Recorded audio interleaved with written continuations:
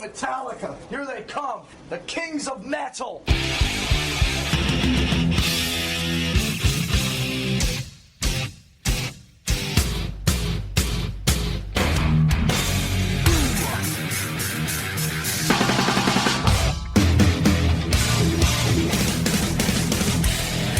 So fucking what? Hey, this is Jay Weinberg from Slipknot, and you're listening to Metal Up Your Podcast.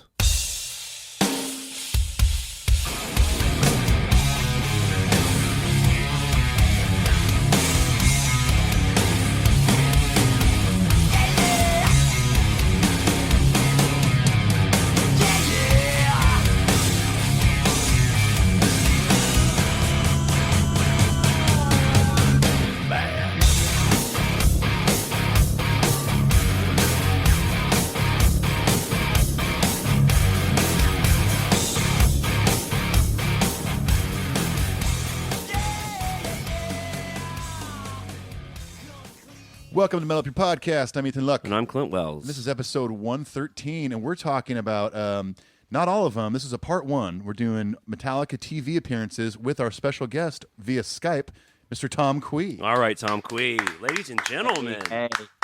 All right. Tom is not in the house, but he's digitally here. So, Tom, for you, what time is it? What's going on over there? It's just on 5 p.m. Okay. I've returned from work. Had a pretty productive day. Mostly listened to the Minutemen.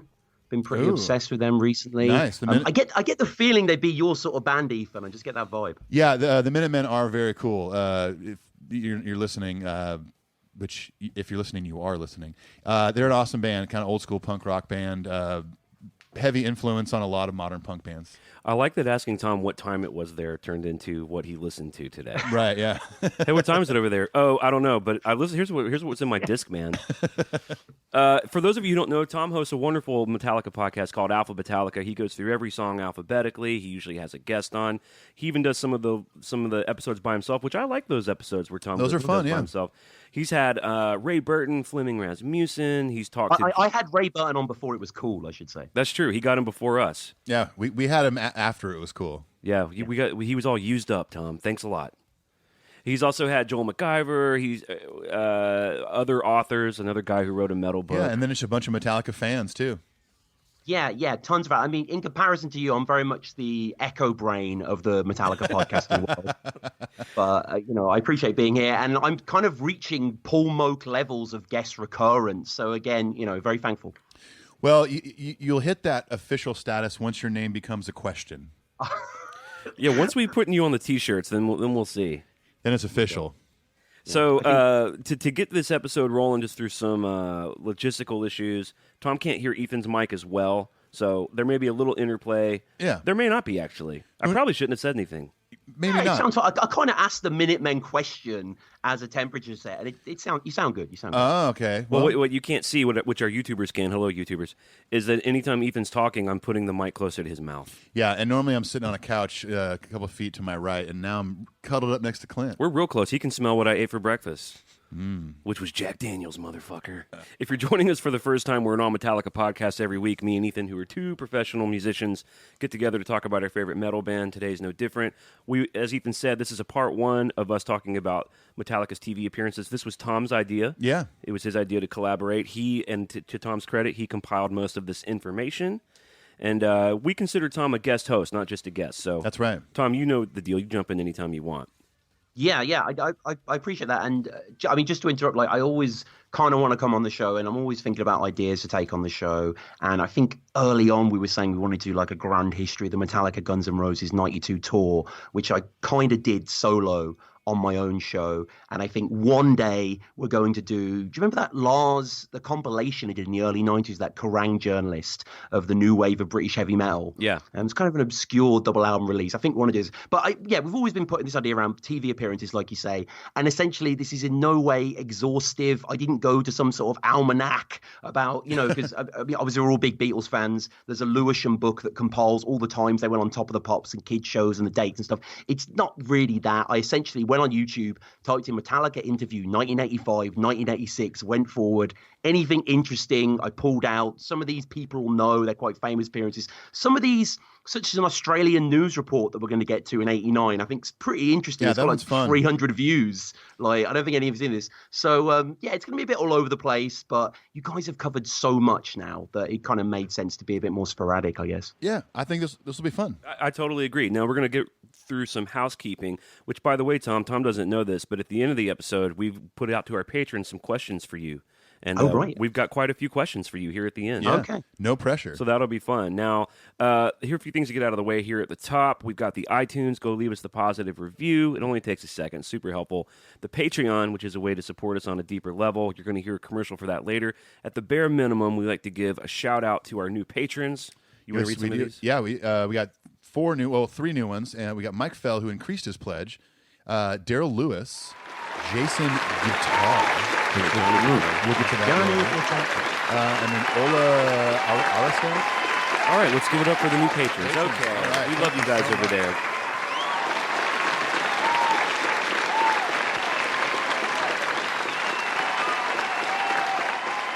One of the things you get to do is we've opened up this Metal Tales from the Road. You can come on the show and be an ambassador for whatever show you went and saw. Tell us your Metallica story. Tell us how much you like our podcast, etc. Yeah, just stroke our egos. That's all we really want. You'll hear all about that later. We're on all the socials. Go look it up. Clickety-clack, Metallica Podcast into the horrible Google machine. All your dreams will come true. We're selling the Dagger logo shirts. We got that, yeah, again, through Everpress. Through Everpress. Now, it's not on our website or anything, but you're going to have to go to... Our socials have all the links, or you can just ask us what they are, but... Everpress.com, they make the shirts, they ship them to you. They look great. It's our Dagger logo, $20 anywhere in the world. Can't beat it. Cover art we're blackened for $6 over on the website and on iTunes. Our $5.98 EP. Is that it? Are we done with that part? Yeah, we're done with that part. Yeah. All right, we get a lot of emails. I mentioned on our last episode that I personally responded, and this is true, to 40 emails. 40. Guess how many I have flagged now to respond to since I said that? 41. We're at like 65. Yeah, I'll start going through now. So there's a lot to get through. We choose 5, and we're going to read those 5 right now and check in with the Metal Up Your Podcast family. Let's go to the email corner. Let's do it.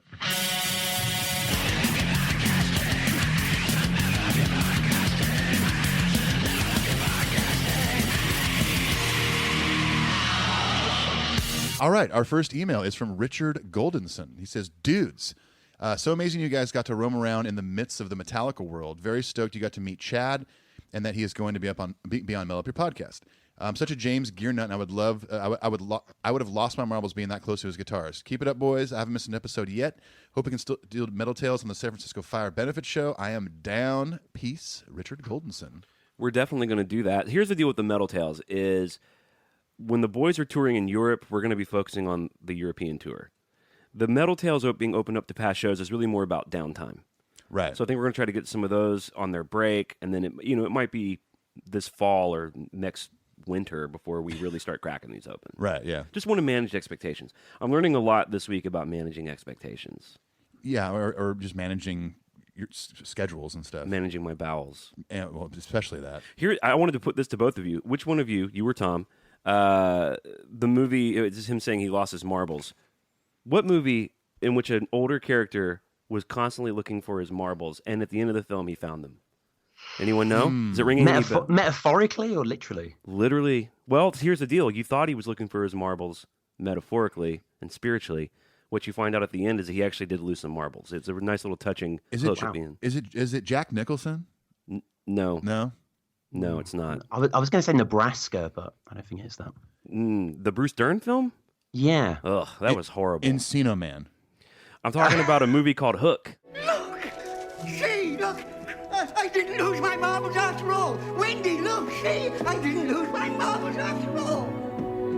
Oh, Hook. Oh, Dustin wow. Hoffman. Okay, yeah. Was it Dustin? Who was looking for the marbles? It's such a cool little thread in the story. I Which, haven't by the seen way, that movie in people forever. did not like this movie, but it's Spielberg, it's Robin Williams, he plays Peter Pan. I love that Any movie. 90s kids love it, though. All my generation adore that film. Right. Well, so the kids' their grandfather is a guy who is like old and kind of demented a little bit, has dementia, but he's like looking for his marbles.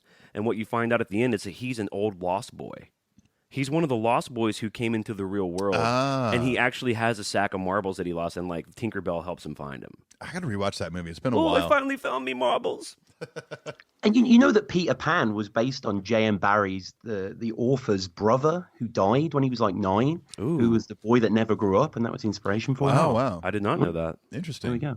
See, you come here for Metallica, but you stay for the literary history. Yeah, you get a little Peter Pan history, which is super metal. All right, our next email is from Gridiron Grace, which must be a heavy metal band name somewhere. Hello, MUYP. Just want to let you guys know I finally listened to your show about the Nashville concert and pre-party. Loving the content and flow of the show. Hope to be a regular listener now and hopefully do a Patreon in the future. Okay, cool. Want to thank you guys for what you do and let you know that the Nashville show was my first ever concert. Man, have I missed out on many chances to have experienced Metallica live. I took my brother with me, and 3 days before my 30th birthday, I experienced something I'll never forget, and you guys are helping me remember that night with this episode. Listening to the full Black Album with you guys was amazing, even learned some things. This was the first Metallica album I experienced back when I was 10. I wore the tape out for years, so it was amazing to sit and listen to it again with you guys. I'm on the 5th member forums as Gridiron Grace. Well, that's where that comes from, obviously. And following on Facebook and Twitter. Keep it up. Looking forward to the Hailstorm episode, which is... it's out now. Yeah, I listened to that episode today on the way back from work. They're great. Honestly, never really heard the band before, but love both of them. Oh, they're sweet, fantastic. yeah. I tried to pepper in some clips of their new record kind of throughout the episode. Yeah, one of the solos you played was fucking awesome. Yeah, Do Not Disturb. Yeah, Joe is a fantastic guitar player. Lucy's an amazing singer, too. Gridiron Grace ends by saying, back to watching the Met store for a Nashville poster that I was too overwhelmed to realize I should have bought at the show. Keep rocking. Lloyd, a.k.a. Gridiron Grace. Gridiron Grace. I was expecting a woman named Grace. Were you? Well, I mean, that'd be a cool nickname for someone named Grace. I'm Gridiron Grace. What is a gridiron? It's like an American football thing, isn't it? Because there's that film Gridiron Gang with The Rock and Exhibit. Yeah. Oh, Jesus. Anything The Rock is in, I'm in. It's actually not bad, but yeah. Hold on. You had me at The Rock, but Exhibit's in it, too? Exhibit? Wait. Exhibit's like the ball coach. I don't really know the terms, but yeah. I think he pimps his ride while I think he's in the movie, I think ball coach is the term. coach. It's ball coach, Yeah. right? The ball coach. Sandusky? All right. Our next email, Tom has encouraged us to read again. Apparently, we read it. Apparently read, but we're going to read it again because it's short and sweet. Okay. Anything with my name on, I'm never going to forget. So you definitely have read this. All right, fair enough. From Laura Bolton again. Hey guys, great idea from Paul. Come to Europe next year, preferably the UK and preferably Oxford, where I think Tom Kwei is also based and is not far from London for Metallica's June gig. Just saying. Seriously, guys, you've been knocking out of the park with Metallica Week. All the backstage story shenanigans were awesome to hear about. Take care, Laura. Again, Laura. We should read that email for every episode. We should, even 2 years from now. Yeah, exactly. About the Metallica gig in June coming up. After it happens will be amazing. Well, Tom is throwing a party, whether we can make it or not. Tom, nevertheless, will be throwing a party centered around the June gig, right? The London gig? Yeah, that's right. I think, this is a call out really for anyone over the pond who listens to Metallica podcast who wants to meet up. Jealously, I've watched the parties overseas and it looks incredible what you guys are doing. So they're coming to not Wembley Stadium, which I thought they would play. They're playing Twickenham Stadium, which is kind of annoyingly a bit out of London. It's not really in London, on Thursday, June 20th. So people always message me wanting to do meetups a la you guys. So I figured we'd do this. It's still in the very nebulous stages, but email me, metallicapod@gmail.com. I am arranging something, hopefully going to rent out a pub function room or something like that. Awesome. And just we'll probably meet up before the show because obviously everyone will just be hanging out before the show as well. But I figure a lot of people will be in London the following Friday as well, the next day. So yeah, if people want to hang out, talk about Alphabetallica and how much worse it is than MUYP, then hit me up. Oh, come on. They won't be saying that. And if they do, let us know. No, but I would encourage anyone who lives over there that wants to go do that, even if we can't go, to reach out to Tom and maybe organize something. Like, we had a lot of help. We had a lot of people saying, hey, what if we did this? What if we did that? I don't know if there's like a Metallica tribute band over in the UK that maybe wants to play or something. That would be fun. awesome. So there's all sorts of interesting ways to make that a fun experience for Absolutely. everybody. So, and the jury's not out. We might go. Schedule permitting. We'll see. I mentioned on my radio episode that's coming out this week. Or wait, it's already out. I'm not good with the time. It's not out yet. But it will It's be not- out. no. It'll be out by the time this airs. Yes, Oh, sure, that's yeah. Come on, guys. Get your time traveling hats on. My wife is graduating grad school, and we were already planning to go to Europe to celebrate that. Now, the UK is not really high on her list in Europe to go hang in. But Nor is a Metallica show. Nor is a Metallica party. No, babe, it's going to be really fun. My friend Tom Kwei has another Metallica podcast, and we're going to hang out with more Metallica people. Yeah, I know it's what goes to supporting. Like, I know it's what you've dreamed of post-grad. Bocasa's going to be there. Come on. Yeah, Lars loves them. Okay, well, that'll be fun, and we'll obviously keep talking about it as we get closer to it and plans develop. So. Mick White says, "Hey guys, the Hulkster, the Joyces, Dave, etc. Think you two blokes, along with your families and Paul, do an absolutely extraordinary job juggling everyday lives, let alone taking the time to produce the show you do.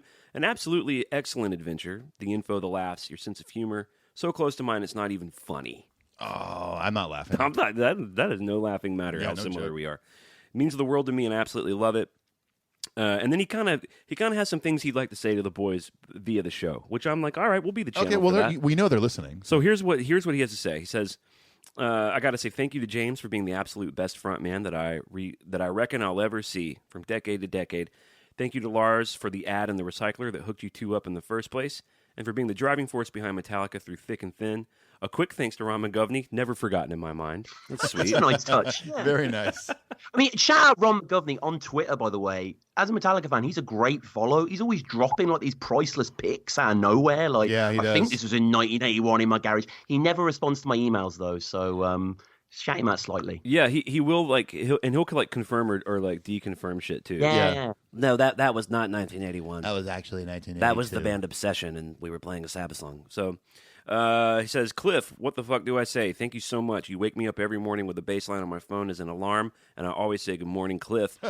Newstead, fuck me, man. You filled some almighty big shoes. You did it with so much respect to Cliff, but in your own style, your backup vocals, let alone your bass playing skills, etc. He says, "Absolutely killer. I miss those days. Rob, great job." He says, "The crab walk, not sure, honestly, but your talent musically is not to be judged. All you guys are absolutely it for me. Cheers all. Big Mick from Ballarat, Australia, New Jersey." Well, that's cool. Little Metallica shout out. All right, our next and final email is from Jason Guitar. Hey, Clint, Nathan, and Tom. Hello, mate. My name's Jason Guitar, and let me get this out of the way. Yes, Guitar is my real last name. It's French-Canadian. Pretty rad, huh? I'd say it's pretty rad. Yep. And the funny thing is, I don't play guitar. I'm a drummer. Ha-ha. What a cosmic joke. Such a cosmic joke. Hey, my name is Ethan Drums. And that's real. That's actually... No, you'd have to be Ethan Hurdy-Gurdy. Ethan Hurdy-Gurdy. That's actually Brazilian-Canadian. I've been listening to you guys since I heard about Metal Podcast around the time of the Come America Park show in Detroit in July 2017, which we were at. And, well, I finally gave in and became a patron of your show. Well, thank you, Jason. I like Guitar. framing it like, he's like, well, I finally gave in. They finally wore me down. Yeah, you twisted my arm hard enough. We do appreciate it, by the way. Yeah, thank you, Jason. I love listening to everyone's Metal Tales from the Road. Great stories and great info. Now, I myself have only seen the boys 6 times, but oh man, I've got some damn good Metallica stories. But first things first, do you guys ever have anyone scheduled yet for the Grand Rapids, Michigan Metal Tales from the Road episode yet? I'd love to do it, Jason Guitar. We to answer his question, we do. So that's out for you, unfortunately. But the good news is you've seen 6 other shows. Just pick your favorite one, and we'll talk about that one. Yeah. And other good news, your last name's Guitar.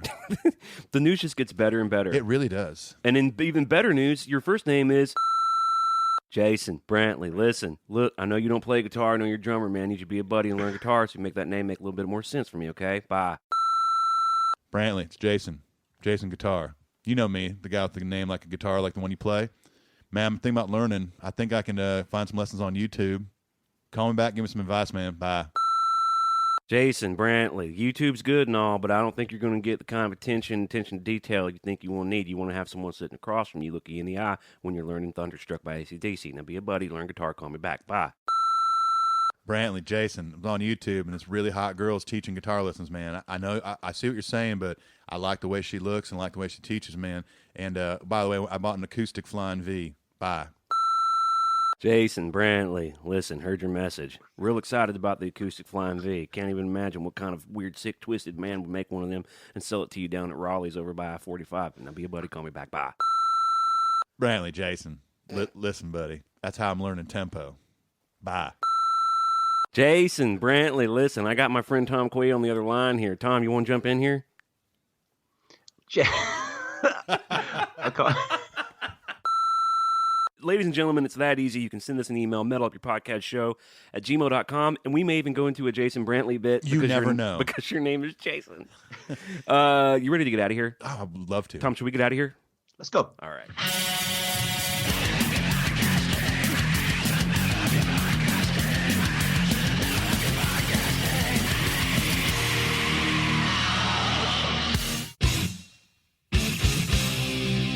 Hey, it's Clint from Metal Up Your Podcast, and we hope you're enjoying the Metal Tales from the Road series. If you've been keeping up with us, then you already know that we've covered every stop on the 2018-2019 North American Arena Tour, and we look forward to catching up with all of our European friends later this year on the Stadium Tour overseas. And there's more! After the Stadium Tour, we are continuing the Metal Tales series for any Metallica show in the past. Maybe you saw one of the Orion festivals. Maybe you were at the Channel in 1984 and Cliff Burton bought you a beer. Maybe you were at one of the 30th anniversary shows, or you just saw a regular-ass show in North Dakota somewhere. We want to hear from you.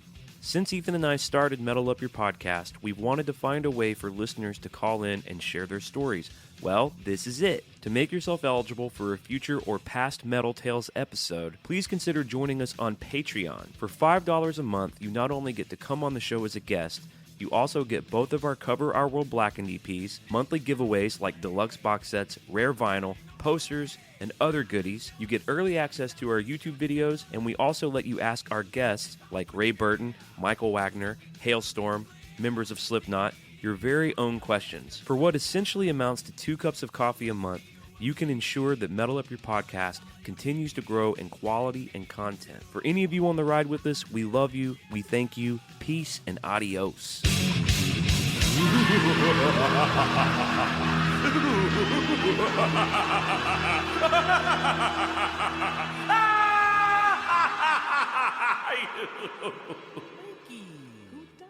Once again, I want to give credit to Tom Kwei for compiling the list of videos. So as Ethan already mentioned, like there are things like the Motherload contest and the Reload Rehearse Grammy performances. There's all sorts of shit that we're not talking about. We'll get to it eventually. And, this is going to be so please spare us the emails of, what about when they played at the European thing? Remember when they did one? Just please don't do that, okay? Remember the 60 or so emails I mentioned earlier? Yes. Let's not add that with shit of me going, I know, dude. I know, man. Don't I worry. know. I got it. So, Tom, without further ado, let's get started here. Let's jump in. Yeah, so the first video is kind of uncut, really. It's quite interesting. This is backstage at Day on the Green.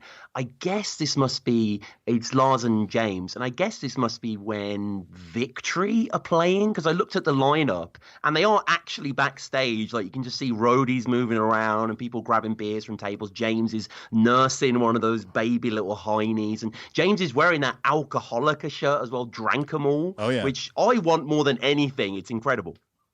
That's a pretty rad shirt. That was my first note, was how cool that shirt was. Yeah. That would be a fun shirt to have.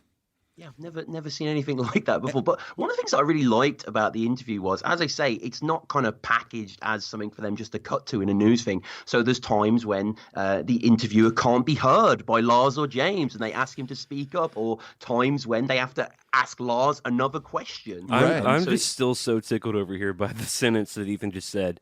That would be a fun shirt to have. That would be a fun shirt to have. I mean, what a sentence. Would you not have fun wearing that shirt? Riddle me that. You're like, man, I really like that shirt. Gosh, that would be a fun shirt. It'd be so fun. Yeah. Maybe imagine his pants too. Imagine wearing those. What a thrill. Oh, the best day of fun ever. I think, to you guys' point, yeah, you can hear the bands kind of playing in the background. They can't even hear them some. And what's interesting is a lot of the questions are like, what makes you different than these bands? What's the difference between your sound and other sounds like of some of the other bands here today? Well, a bit more extreme, I'd say. Not so safe sounding, Go for a little, heavier sound. We just do pretty much what we want to do, and I think that the kids can really see that there's no sort of bullshit or anything going on. What they see is really what we're about, and that's why I think a lot of people can really relate to what we do. And they're kind of having to talk shit. They do. While the bands are like around them and behind them, and you can even tell.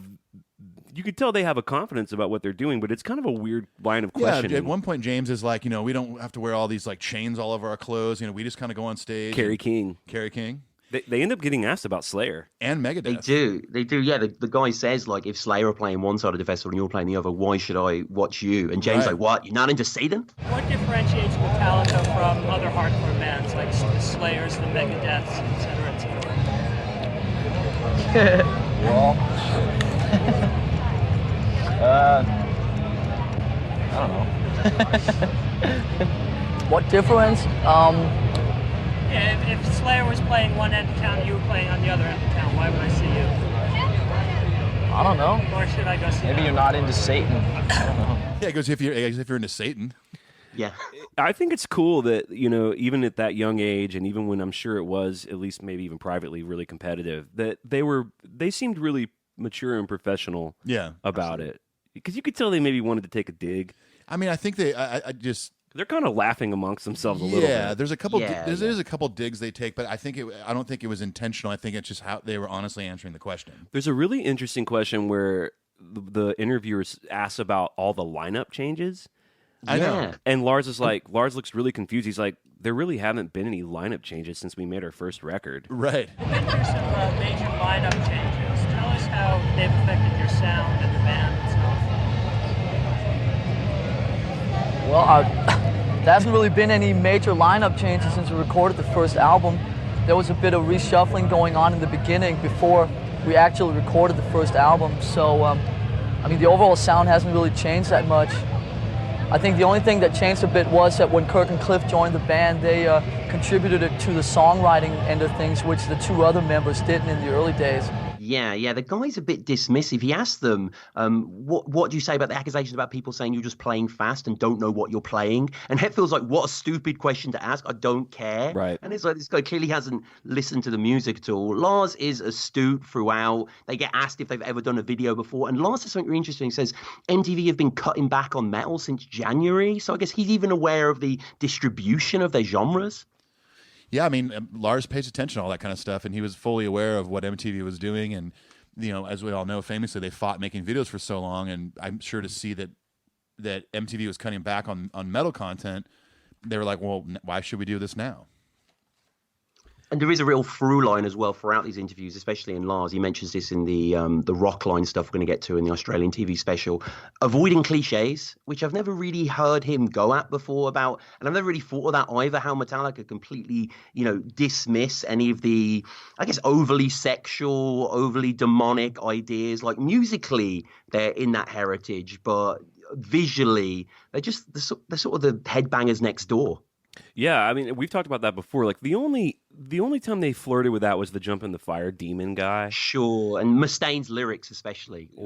Yes, thank you for saying that. Thank you for not making me say that. But and maybe the creeping death artwork kind of had that traditional evil metal vibe. I guess Pusshead kind of has that vibe throughout, doesn't it? Like, say Anger as an album cover is kind of undeniably metal, Yeah, I mean, there's plenty of skull stuff, but as far as like satanic looking stuff, there wasn't like Metallica never really dove into that. And it's, I think what you're saying, Tom, and I actually made a note of that too. Is it's interesting to see that was kind of intentional, that they intentionally did not do that. Right. When they start talking about why they named the Black Album, they self-titled it, or why they decided to make a video, but what they wanted the video to look like. Yeah, it was all about avoiding whatever the cliches and the tropes were. Yeah, exactly. And to back up just a sec, talking about the lineup changes they went through.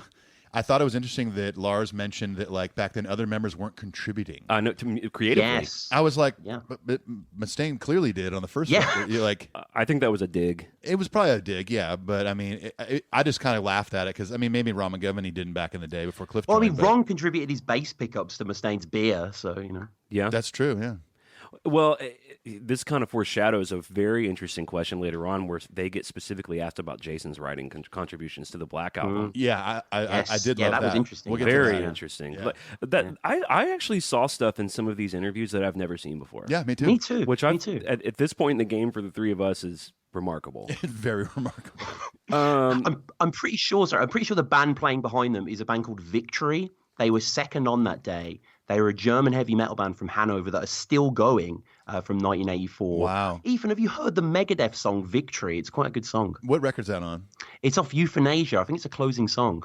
I'm sure, most likely, yes. I haven't listened to Euthanasia in quite a while. Victory. the reason I bring it up is because I've never heard another song by another band do this. All the lyrics are the titles of Megadeth songs kind of put together as a story. Horrible.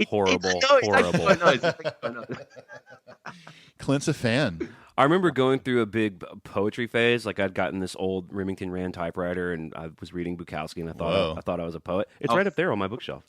It is. But I remember like having writer's block, and me and Brad Lyons, one of my close friends who I was living with at the time, he'd gotten a typewriter too, and we would here's what we would do: we'd write poetry, drink a bottle of wine separately, and then we'd go down to the porch and like have a cigarette and read each other's poetry to each other, and kind of like critique it. You know, It sounds like a '90s movie. it's kind of like that was what we did like every day. That's it was kind amazing. of like an amazing time for us, don't even though hate- the poetry was horrible.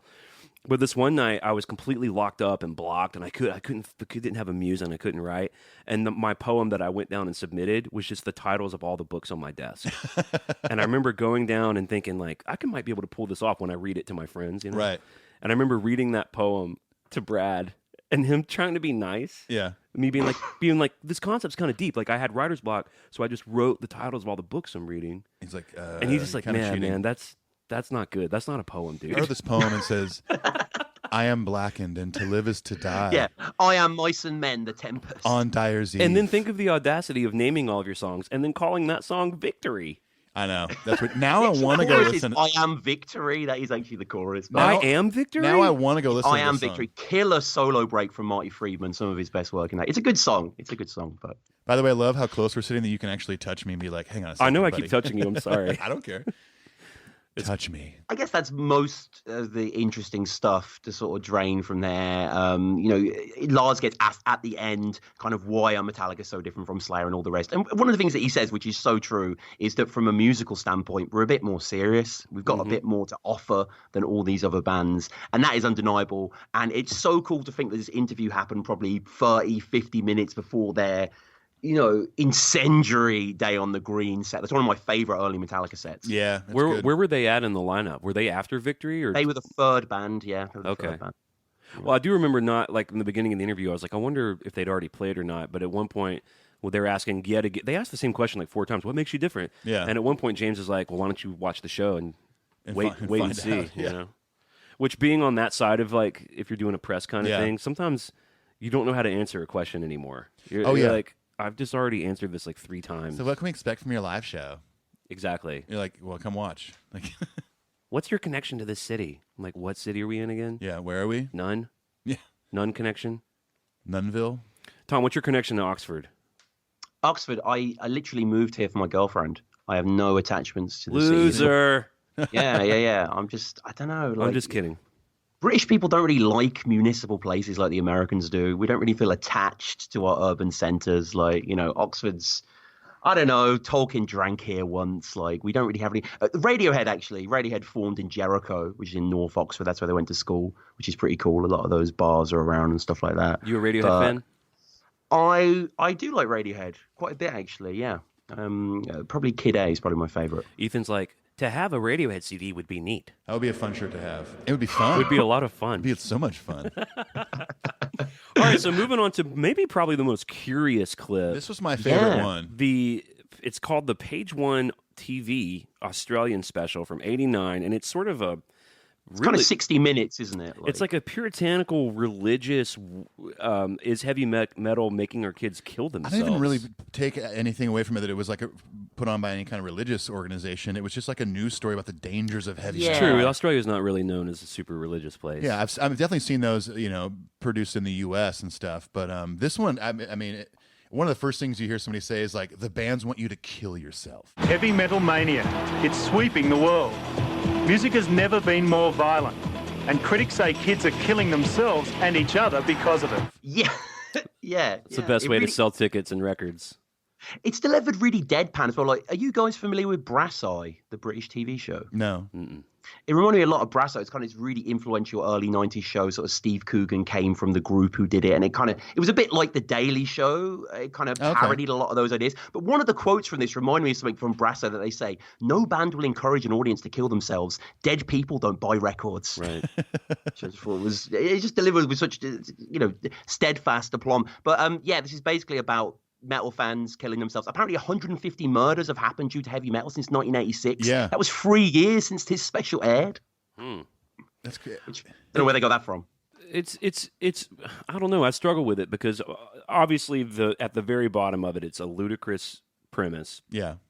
People can't be held responsible for making a ridiculous record of what people are going to do with it. Right. It's the same way that people who make hammers can't be responsible if someone's going to take a hammer and bash someone's head in with it. Right, It's exactly. insane. But there's also like there's some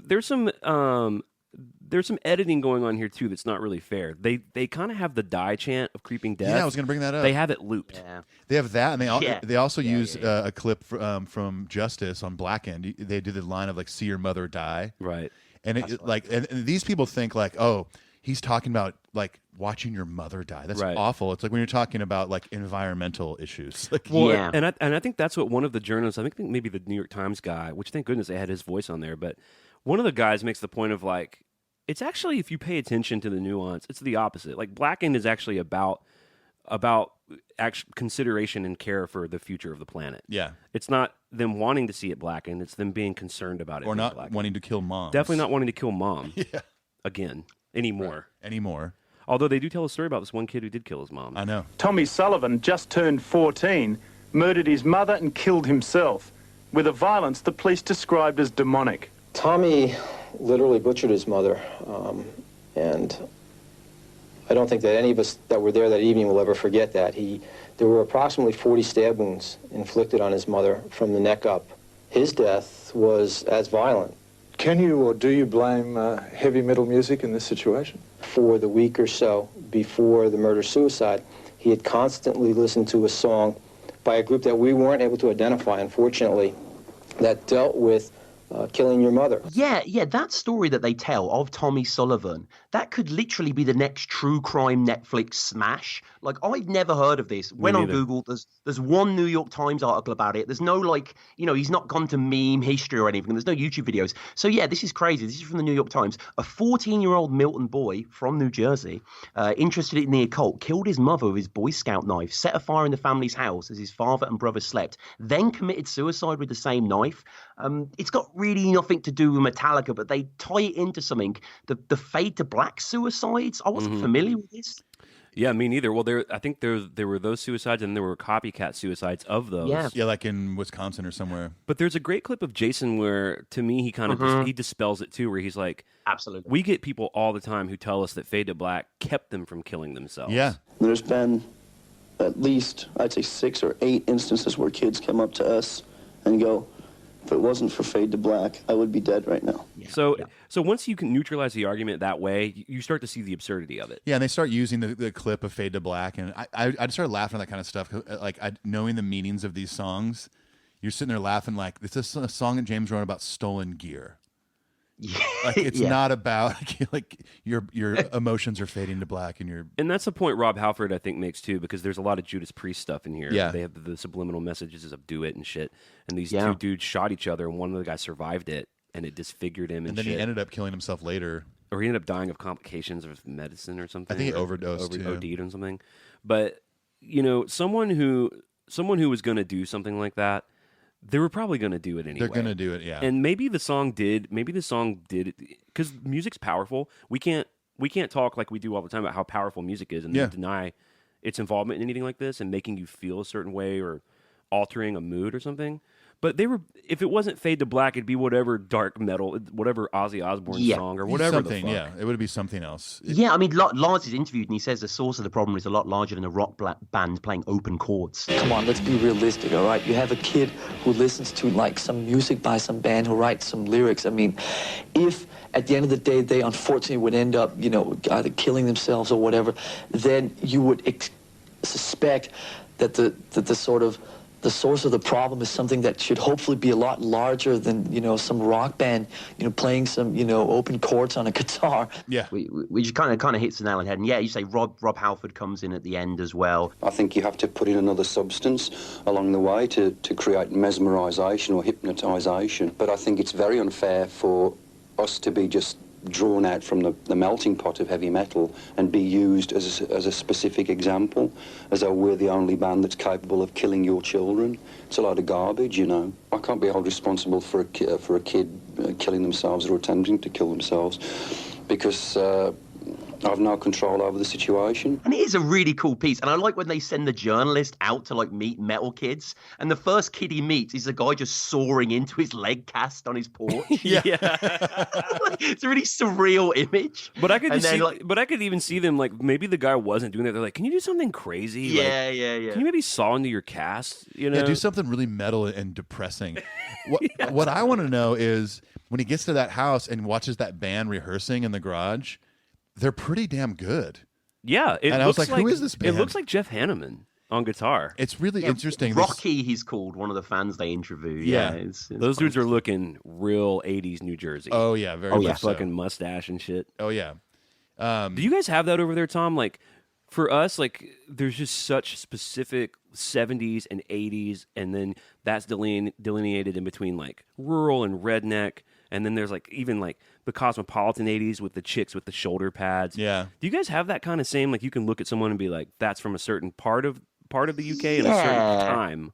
Yeah, definitely. There is a sort of Liverpudlian northern 80s aesthetic that now, I don't know if you're seeing over there, but like a lot of those brands like Feeler and stuff are coming back. Oh, yeah. In a resurgence, kind of an ironic adoption of that identity. But yeah, I mean, you know, the UK is smaller than Texas, but I bet we have 10 times more accents than Texas. You know, the UK is a very fragmented place. Yeah, definitely. You know what's coming back over here? I've noticed lately, at least driving around East Nashville, are like trench coats with the sleeves rolled up. Oh boy, like that kind of like Judd Nelson. Oh boy, 80s vibe. That Dylan Klebold aesthetic, like. Yeah, I saw a dude the other day, like, you know, I'm like, oh look, it's Ducky. Like the John Hughes films. John Hughes stuff, yeah. Did I stutter? Oh yeah, maybe you should have. Well, let's pivot away from the fashion portion of the show. Yeah, that was our fashion segment. Thank everybody. you. You're welcome, everybody. Are we good to move? Oh, I did want to say the last thing that it kind of is very tucked into the very end of it, but Lars actually starts talking about what's really at the bottom of all of it, which is it's a free speech issue. Yeah. I think, you know, different bands have different approaches, and there are different things that get people off. You know, if some band wants to sit and write about Satanism or, you know, initiating people to kill themselves, or, you know, is writing about, you know, mass murder, all that. I mean, who am I to sit and tell them not to? Because I think at the end of the day, we're talking about some very basic things, which is like, you know, freedom of speech. He's like, you know, because he's like, look, we don't talk about Satan and demons. He's like, but I'm not going to say that's. He's like, if someone wants to write about Satanism, he's like, this starts to get into he's kind of starting to articulate the sliding slope. Yeah. Of like, what are we going to start telling people what they can and can't write fucking rock songs about? Yeah, exactly. Which is a dangerous area to go to. It's a good point he makes. Should we move on to the Good Morning Australia? Yeah, so I mean, the Black Album's out at this point. This is in '91. We got an interview with Lars and Jason on Good Morning Australia, as you say, which is kind of like, obviously you have Good Morning America over there. We have like, we used to have what was called GMTV, Good Morning TV, but we have like BBC Breakfast News and stuff like that. I mean, unfortunately on ITV, so BBC and ITV, Piers Morgan is the main anchor on ITV, who, you know, is an absolute yogurt, for want of a better term. And, you know, here we have a buttoned up asshole presenter very similar to Piers. And I love his intro, Metallica. Fans can't get enough of them. Parents can't hate them enough. Yeah, real clever. Yeah, really good. Did you describe him as a yogger? He goes yogging? No, sorry. It's like a Cockney term, a yogurt. So literally like a yogurt, like the food. Oh, yogurt. Yeah, yogurt. A yogurt. Yeah, yogurt. Like, that was a good American accent for a second, Tom. Yogurt. Oh, yogurt. Yogurt. Yeah. You should sprinkle a little bit of rocket on top. I kind of wanted to be rude, but then I was like, I don't really want to swear, so I just thought I'd call him a yogurt.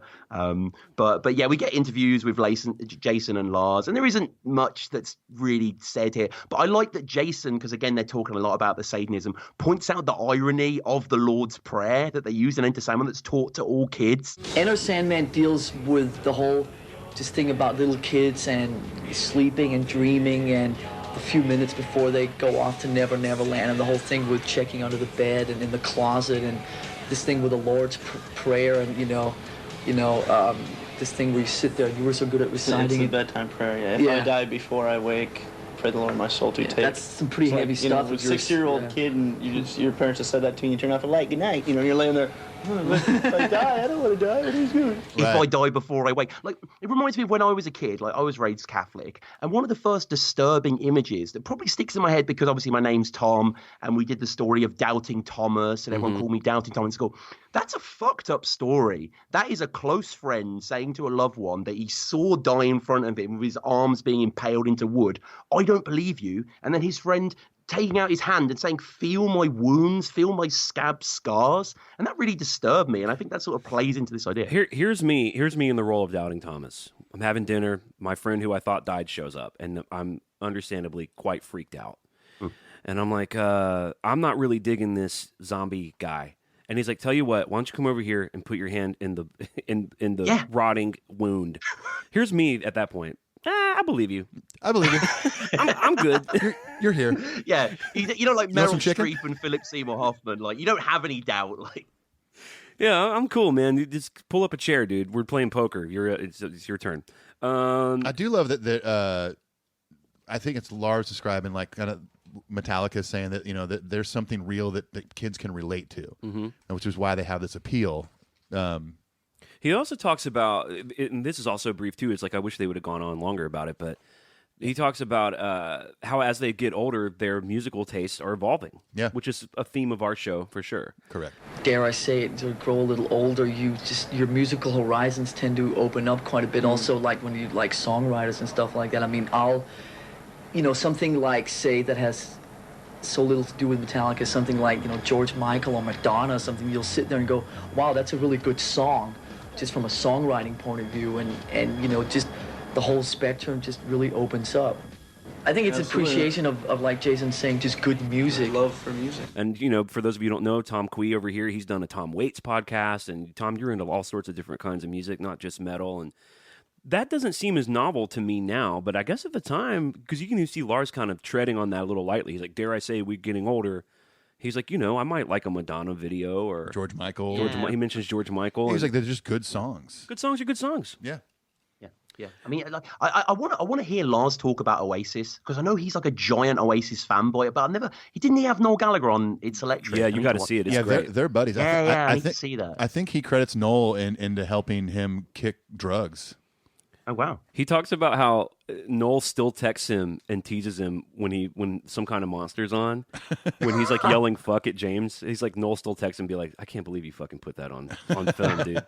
Can't believe you did that. The newest one, I was just telling Ethan about it on his way over when he got over here today to my studio. The latest one is with Jerry Cantrell. Yeah, I'm excited to listen to that one. Oh, sweet! And that new Alice in Chains record, which I just finally gave a shot, it's good. It's so good. Yeah. Okay, I need to check that out. You an Alice in Chains fan, Tom? I'm a huge Alice in Chains fan. I almost vomited in front of Jerry Cantrell once. All right, let's hear that story. Let's do it. So, obsessed with Alice in Chains. Obviously, Dirt's one of the great fucking records. So this would have been 2009, I think, when I was like 17. And me and two of my friends went to go see Alice in Chains with William, right? That's the name of the new guy. William Duvall, yeah. And we drank a lot because obviously we were very young or whatever beforehand. We were pretty hammered. And the first song they played was Damn That River. So everyone was just like fucking moshing, going crazy. And I think they went into Them Bones like straight afterwards, like that sort of double punch, like the sort of hardwired Atlas sort of idea. But I started to feel quite ill. Like I started to feel like I'm going to be really sick. And the problem is, after about 3 or 4 songs, they did like a pared down MTV Unplugged set. And everything goes quiet and everyone's standing very stationary. And as they're getting into like Nutshell or something, I'm slowly trying to edge my way out of the crowd. And I can see Jerry look at me because clearly I'm distracting him because everyone's watching. But I'm just this fucking spotty, drunk 17-year-old like, excuse me sort of thing. Eventually I get out. Eventually I don't vomit. But I was very close to, and I really, really didn't want to because... I like the Three-Legged Dog record as much as anyone. I do too. Oh yeah, I like the idea. I've definitely been on stage before, and someone's like leaving during a quiet moment, and there's part of you that's like, "You motherfucker, yeah. Where are you going? What the fuck are you doing?" Yeah. Wow, I love that he looked at you, man. You shared a moment in time with Jerry Cantrell. Yeah, you did. Yeah, I think so. And I was willing him to play Whale and Wasp. I think that's that instrumental song they did. That's on Jar of Flies, yeah. That's right. Yeah, I wonder if Jerry tells the story about being distracted by a sick Englishman on the The dude on was its his electric. Brit, like. I love him calling it a sick Englishman. That would be a fun shirt to have. Don't they have a song called Sick Man? Maybe he could have They do, dedicated yeah. it. That's right. One last thing I'll say about this Good Morning Australia thing is why in the hell is it not called Good Day Australia? Good day, you Seriously. dingo. You really dropped the ball, Australia. Yeah, well, this is from 1991. Maybe, Well, well, maybe they didn't say good day back then. That's not true because there's a documentary called Crocodile Dundee that I've seen. let me guess what it's about. Can I guess? Take a wild guess. Wallabies. Kinda. In a roundabout way. He's a bit of a wallaby. What? Okay, cool. So, yeah, missed opportunity there for sure. Yeah. Shame on them. Shame. All right, next is... I don't remember watching this show, but it's Rockline? It's Rockline. Well, first of all, Ethan, I guess you remember this. I have no Oh, yeah. recollection. I love the concept of Me this too. show, though. Me too. I don't remember it at all. I used to watch Rockline all the time, and let me start this segment by saying Martha Quinn. Was she the chick that always did it? She did Rockline. She did like some MTV News stuff. She was like in that camp of like her, Adam Curry. I don't know what you think, Tom, but I think she did an excellent job because she was brilliant. Yeah. She kind of played off them well, kept the show moving forward, Yeah. was taking the calls. She knew her shit about them. Oh yeah. Yep. And yeah, wasn't bad to look at. And I think maybe her and Lars had some intimate time after this. Well, they seem to be flirting. They were a little flirty. I looked Martha Quinn up last night when I was watching this just to because she's 59 now, and so she knew her shit on the band back then. She was 32 when she did that interview. So what's she up to now? I'm not sure. I was just looking at her age. I'm just looking up her age and her address. I just wanted to And know. I guess we should say Rockline was kind of a live satellite talk show where basically rock stars and the host on MTV, fans could call in. It was a really cool concept. It was very cool. Yeah, I do remember watching that show when I was young, and I thought this one was awesome. And there's some cool stuff in here, like we briefly touched on earlier about talking about Jason's influence on the Black Album, stuff like that. So here's what I liked about that part. So fans are calling in, talking to Kirk and Lars, and I just love hearing that this fan was so into it. This chick calls and she's like, "Hey, I'm just curious why Jason's only writing credit is for My Friend of Misery." Yeah. because he was the main writer for the entire Flotsam and Jetsam record. And wrote the lyrics and all that stuff. I was like, wow, and you can see Lars and Kirk trading knowing inside jokey kind of glances. Yeah. I know in Jason Newsted's first band, Flotsam and Jetsam, he wrote all the lyrics just about for the whole album, and I was just wondering why he only helped write the one song, My Friend of Misery. Was there a reason? You want to handle that one? Well, I think you're better at handling this one. Jason's new stuff seemed to be a little more like the Justice album, a little more progressive, a little faster, a little more sideways, and it just seemed like the stuff that me and James and Kirk were writing was a little simpler, a little bouncier, and so on. We just wanted to try and kind of stick to that. So My Friend of Misery, Jason wrote this bass line, and we kind of wrote a whole song around it.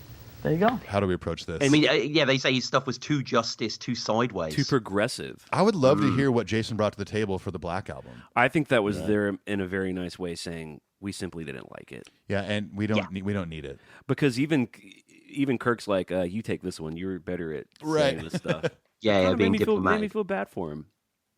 Yeah, I mean, there's a really impressive moment. The first guy that calls in, Shane from Poughkeepsie, talks about seeing Metallica, and Lars instantly remembers, oh yeah, the Civic Center, November '86. I thought the same thing. Man. I thought like all these years later, when he does that at the end of shows now, it's like nothing's changed. He's an encyclopedia. I mean, he might nowadays have to like, okay, I need to be reminded of when the first time we played Indianapolis and the last time, and little details like that. But he's Metallica's biggest fan.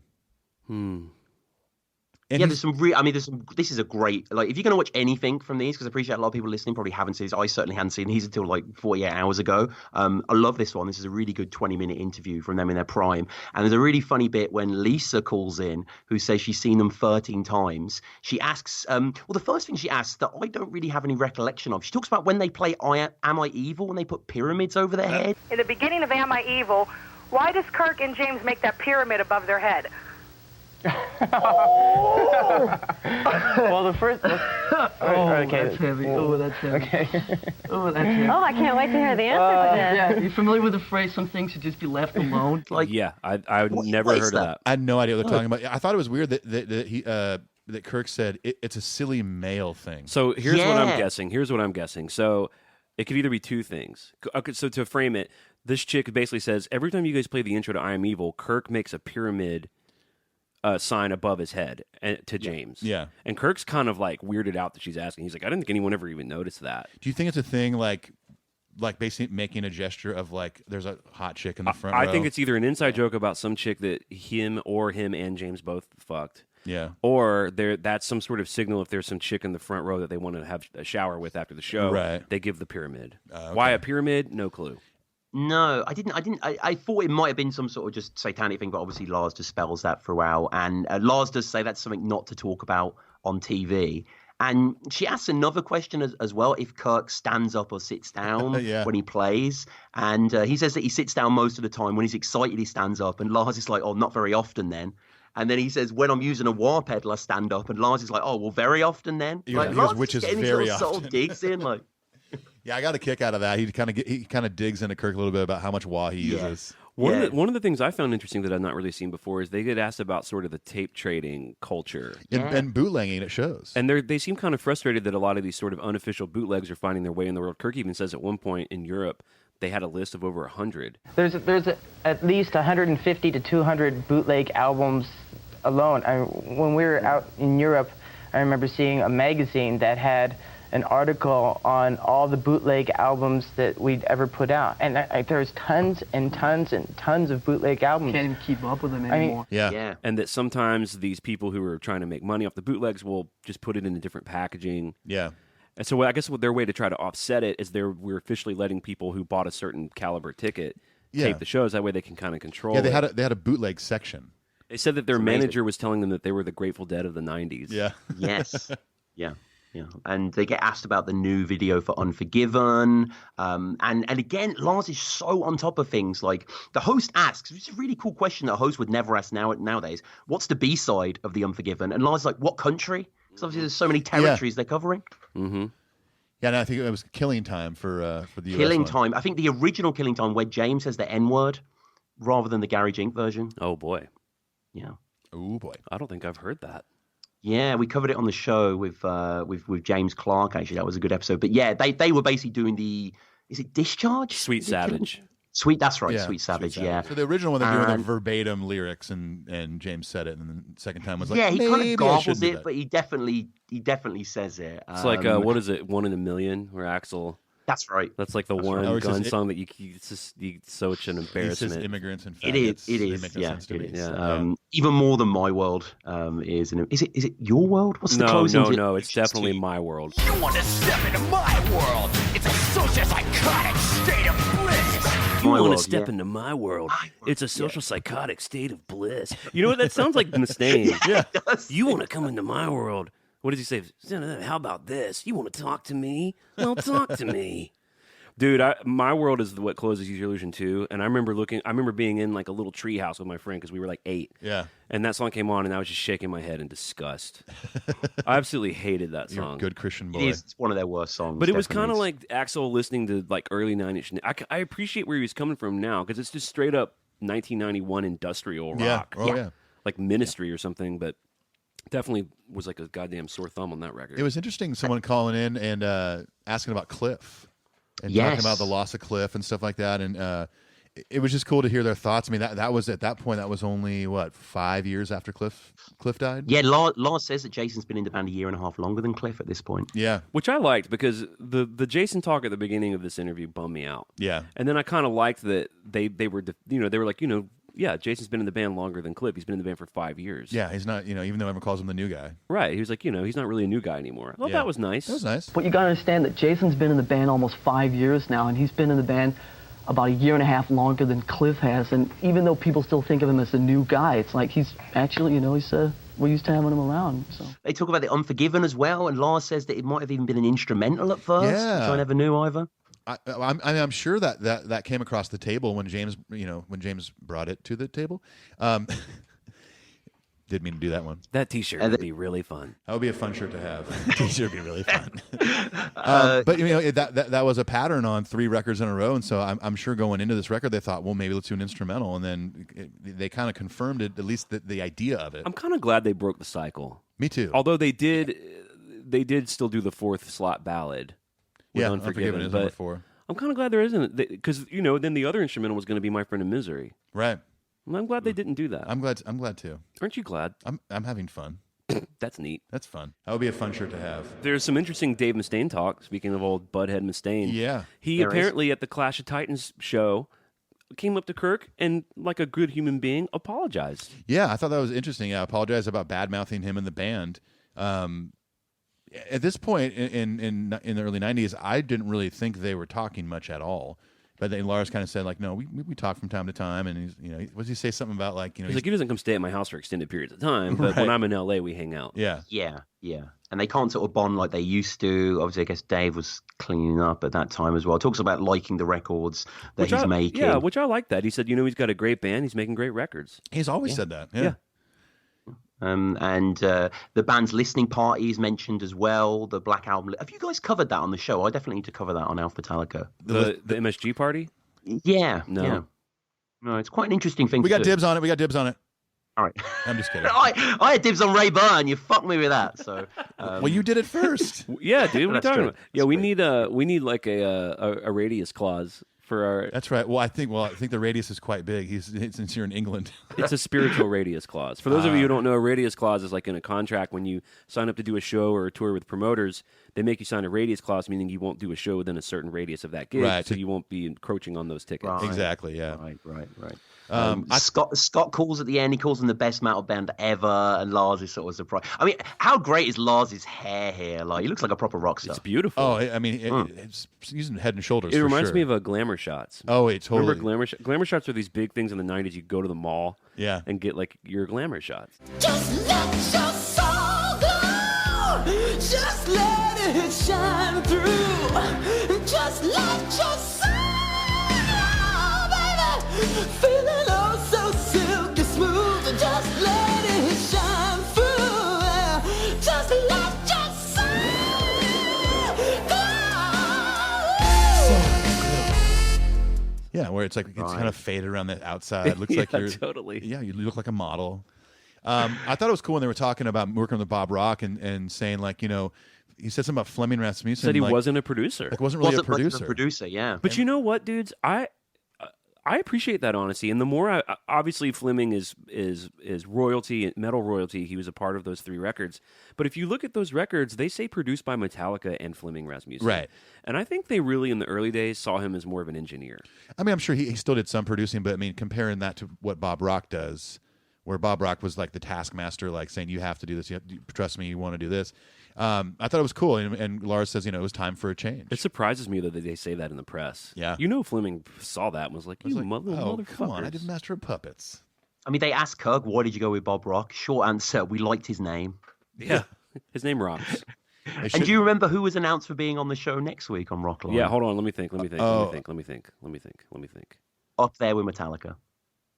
What's that? Was it the Fugees or something? God damn it! No, it was Paula Abdul. Paula Abdul. Yeah. Dude, I mean, I remember Straight Up Now Tell Me. Straight up now, tell me, do you really want to love me forever? Oh, I'm just having fun. Straight up now, tell me, do you really want to love me forever? Or am I caught in a hit and run? Straight up now, tell me, is it gonna be you and me together? Or are you just having fun? Remember Opposites Attract? Oh yeah. It was the one with. I mean, look, this was around 91, so I wasn't even born, but I don't think she broke in the UK. I think we most know her from American Idol. Oh wow, okay. She may have. I don't know. Well, I remember my sister's love. She was that song with a cat. What was Yeah, that song? that was Opposites Attract. Yeah. Oh right, okay, yeah. 2 steps forward, take 2 steps back.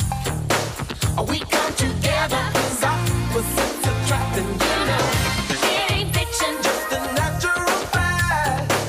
We come together, 'cause opposites attract. She was like a big choreographer. That's kind of what it's her Yeah, deal. she was a Laker girl. She was a great dancer and a great choreographer, and then she turned out to be a great singer and performer. And then she got real crazy on American Idol. You see, for us, Tom, which is so interesting to hear your perspective, for us, the American Idol years with her were really confusing and disorienting and strange for us because we only knew her as a legitimate pop singer. Yeah, when she was on American Idol, it was almost like, honestly, half the time it seemed like she was drunk or took too many pills that day. She would slur a lot. It was really weird. I remember that. Yeah, I remember watching a little bit of that. I remember Fantasia Barrino. I think she won like the second season. Yeah. Famously, she couldn't read. Like, she just kind of remembered the songs. I think she couldn't read an autotune. What was her name? Carrie Underwood. She was like Carrie a breakout Underwood. star, wasn't Kelly she? Clarkson was the first one. There's a few... Oh no, who was that? Who was that guy Daughtry who had that song with Slash? Chris Daughtry. Badass. But see, Chris Daughtry was of the time where I think he was 3rd or 4th place. Yeah. And then went Yeah. on to be a legit, like, signed a real deal. And Yeah. What I want by him is heavy. His second album is country crap. I remember hearing it as a kid. He got but- asked to be the lead singer of Fuel and turned it down. Damn. Yeah, didn't he cover them on American Idol or something? Did he do that Hemorrhage song? I don't remember. Probably. I don't really know Fuel that I think well. he made the right call. But I've got friends in town that still play for Kelly, and she's a true badass. Oh, she is. Yeah, my friend Got a good voice, plays drums yeah. for her, Lester, and he's a monster. And yeah, she's apparently just the sweetest. And she's still. I mean, she has an amazing voice. It's like a lot of those that they disappear and fade away, but like Kelly Clarkson and Carrie Underwood were so fucking huge, and Chris Daughtry too. He's probably the 3rd most famous one. Yeah, probably. What was that guy who looked like he worked in Denny's? Taylor Hicks? Taylor Remember Hicks, that dude? yeah. Taylor Hicks was from my hometown, Birmingham, Alabama, and I grew up with him like playing in the same clubs around town. Yeah. Damn. Played harmonica. I want a Clint Taylor crossover album. Get him on Cover Our World Blacken. Like, I think at this point that'd be better for him than me. That's true. We'll get Clay Aiken. I'm not quite at collaborate with Taylor Hicks from American Idol 800 years ago level, Tom. I'm freaked out that I know so many American Idol singers. I must have been a bigger fan than I thought. Like Boston, you know, it creeps up on you. But Tom's going to start an American Idol podcast. I want to start a podcast. Like, it's all about speaking what you want into existence, right? I don't have time to do this podcast, but I thought this podcast the other day. I want someone to do an Oscars podcast where they go through each year from the start of the Academy Awards, each episode, and they'll talk about the categories and what films won and what went down, and the amount of research would be phenomenal. But I would absolutely love to hear that. I would listen to that. Wouldn't that be great? I don't want to Wouldn't that be do great? it. I just want to listen to it. I'm pretty fascinated with, with the Oscars. But from a certain point on, like maybe from mid 50s on, I don't That's really the thing. pay- What were the 20s like? Like, there's a really good thing on Netflix. I don't know if it's on US. Oh, Netflix, Charlie called Chaplin won again. Yeah. I don't think Charlie Chaplin ever did win an Oscar. Yeah, probably not. Although he's easily one of the most talented filmmakers that ever lived. Yeah. And he did all his own music. He wrote it all. He acted in a lot of it. Yeah. It was super smart, and the stunts were real. Yeah. You got to watch that, the Robert Downey Jr. No film CGI. Chaplin. It was used back Well, then. they didn't have the budget for it. Yeah. Yeah. No budget. Should we talk about Metallica some more? I would Yeah, love to. so moving on, it's funny actually because this clip, I've actually done a whole episode on Metallica's appearances on Jools Holland. Like, I know you guys are pretty au fait with culture. Jools Holland, has he crossed over to America? Or? I've been to the Jules Holland show twice. No way. Yeah, well, when I worked for Kings Leon, they played it twice. Oh yeah, were you on the one where they were on when Metallica was with Kings of Leon? No, I wasn't there for that one, unfortunately. Oh, I was there, okay. and one of them was Lord when she was first breaking, or when that song Royal got really big. Sting was on it one time. The most frustrating one was when the Kings were there, and it was Kanye West, and we had to wait around forever to sound check because he didn't want to get off a phone call in the car in the parking lot. But no, I love the Jools Holland show. I love that it's strictly just about music, and he walks around the room and talks to each band, and it's a very cool show. Yeah, it is. It is an awesome show. Yeah, you were on the 20th of September 2013. God, that was a great guest. Kanye, Kings of Leon, Sting, Lord, Drenge as well. Yeah, Drenge. That's right. They were a two-piece band. Yeah, not familiar with those at all. I But think I can't remember if they're a British band or not. But they are. They're English band. Yeah, they were awesome. I remember I never heard of them before until that day, and that was really fun to watch them. They filmed that out in Maidstone, England. Yes. I mean, it became live subsequently, but in the 90s, it was just recorded all on the set. And yeah, they did Mama Said, King Nothing, and Wasting My Hate, interestingly. Yeah, Wasting My Hate. That was an interesting choice for sure.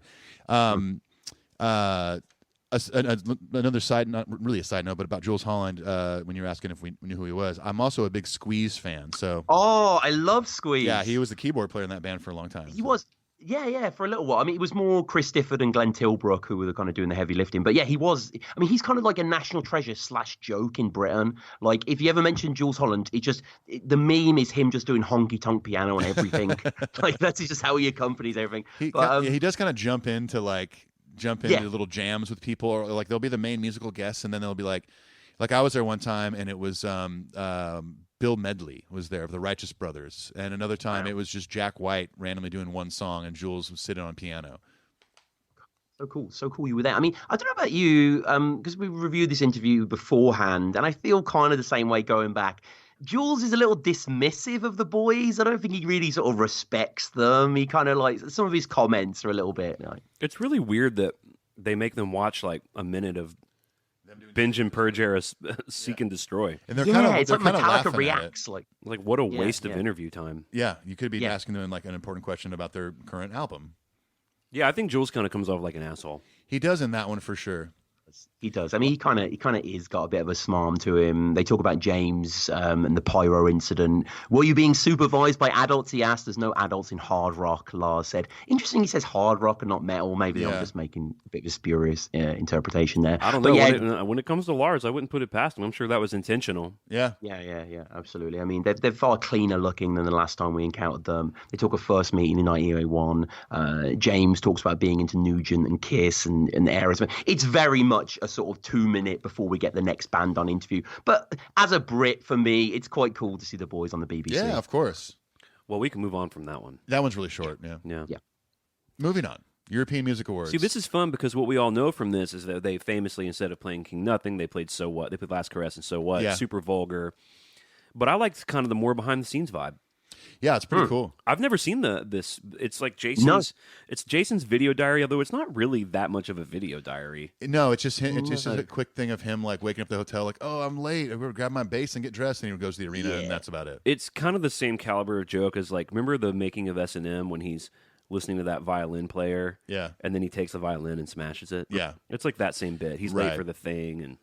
Yeah, totally. I love Kirk backstage in their wardrobe case, and he's like, all the shiny stuff is mine. That would be a fun shirt to have. He said all the stuff that looks like a tough guy is James. Yeah. My favorite part was James backstage when they have all the signs of the different bands on the wall, and he draws on the Simply Red sign to read Simply Dreadful. Simply Dreadful, yeah. See, if those of you who heard our Hailstorm episode, he did that to them too. He wrote Failstorm. Yeah. I guess they were doing some festival together. Yeah.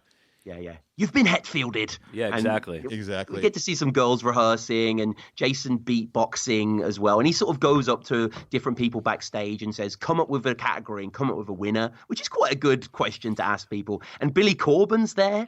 So this would have been, what's that? Would have been Siamese Dream? That would have been Melancholy, wouldn't it? That was Melancholy, yeah. Yeah. And he asks him what's his category, and he says most enigmatic, and he gives Tricky the award. Yeah, it's quite a good answer. Tricky was really hot at that time. Yeah. And it's interesting to see Bryan Adams. Yeah, I thought that was pretty cool. Bryan Adams. Yeah, that was cool. That was cool. And James says the best no pyro award is his category. Well, because I guess they were going to have all those flames on the stage, but they nixed it at the last minute. Yeah, there is some footage of them rehearsing King Nothing with the flames. There is. It's pretty badass. And Kirk takes a dig at MTV. He's like, well, we were supposed to be playing in hell, which is kind of what MTV is anyway. Yeah, this would have been more more realistic. realistic. Awards, which is almost like hell. Yeah. It's clear that they just didn't want to be there. Speaking of them not wanting to be there, let's talk about this Headbangers Ball, because it's real clear they didn't want to be there either. Oh, this is super awkward. My first note is this is awkward. So it's 2003. Their Headbanger has yet to come out. But it's all done. It's about to come out. They're doing press for it basically. So they look all Saint Anger era ish. Rob's there. And they're at HQ, it looks like. Yeah. Mm-hmm. And they're being good sports, but they seem a little over it. They come across every time they're presenting a video or coming back from a commercial, it seems like they're just being forced to do it. Like, you have to do this, and they're like, fuck, this sucks. You just saw Godsmack Straight Outta Line. The lead singer, Sully, plays drums on Malaya Rage demo. The band he used to be in, it dates back to 92. And now he's in Godsmack because he has a reason. And, Unfinished Business is the name of that demo. So we're about to split for a break, but don't even think about changing the channel because we're back here with more kick-ass goodies. Killswitch, Engage, Mudvayne, Hatebreed, and ST Suicidal, baby. Coming your way. Stay tuned. MTV2. Yeah. I mean, James kind of being the dad that he is, probably being corralled into situations like this where he just has to be the adult. Like, there's an awkwardness that he leans into and embraces. You know, these press, like you said, in Some Kind of Monster, like I'm thinking when they have to do all those radio bits and stuff like that, it's kind of in that vein. Mm-hmm. And James talking about the tour, saying it sounds like it's going to be fun, doesn't it? And no one answers him. And he's like, I've never felt so alone right now. Yeah. Like, his timing's great. Summer Sanitarium Tour. is kicking ass again in 2003. Us and let's see who else. Us, Limp Bizkit, Linkin Park, Mudvayne, Deftones. I didn't miss anybody, right? Okay, good. Sounds like it's going to be fun, right? This summer, it's going to be fun. Okay. I feel so alone right Well, it's weird that there's like, because normally, infamously back in the day, Ricky Rackman hosts for Headbangers Ball. That's where I first discovered Metallica and stuff. But it's weird that like I'd have to watch the full episode. Like there's clips of Ricky Rackman, but he's not there with them. So it's like they're the hosts, and it's just uncomfortable. Yeah, I agree. But there's a playfulness to it that I like, because it's almost similar to what happens in that scene in Some Kind of Monster, where them all being, down on the gig together is what kind of brings them together. Yeah, I mean, you can tell they don't want to be there, but there's a camaraderie to the misery.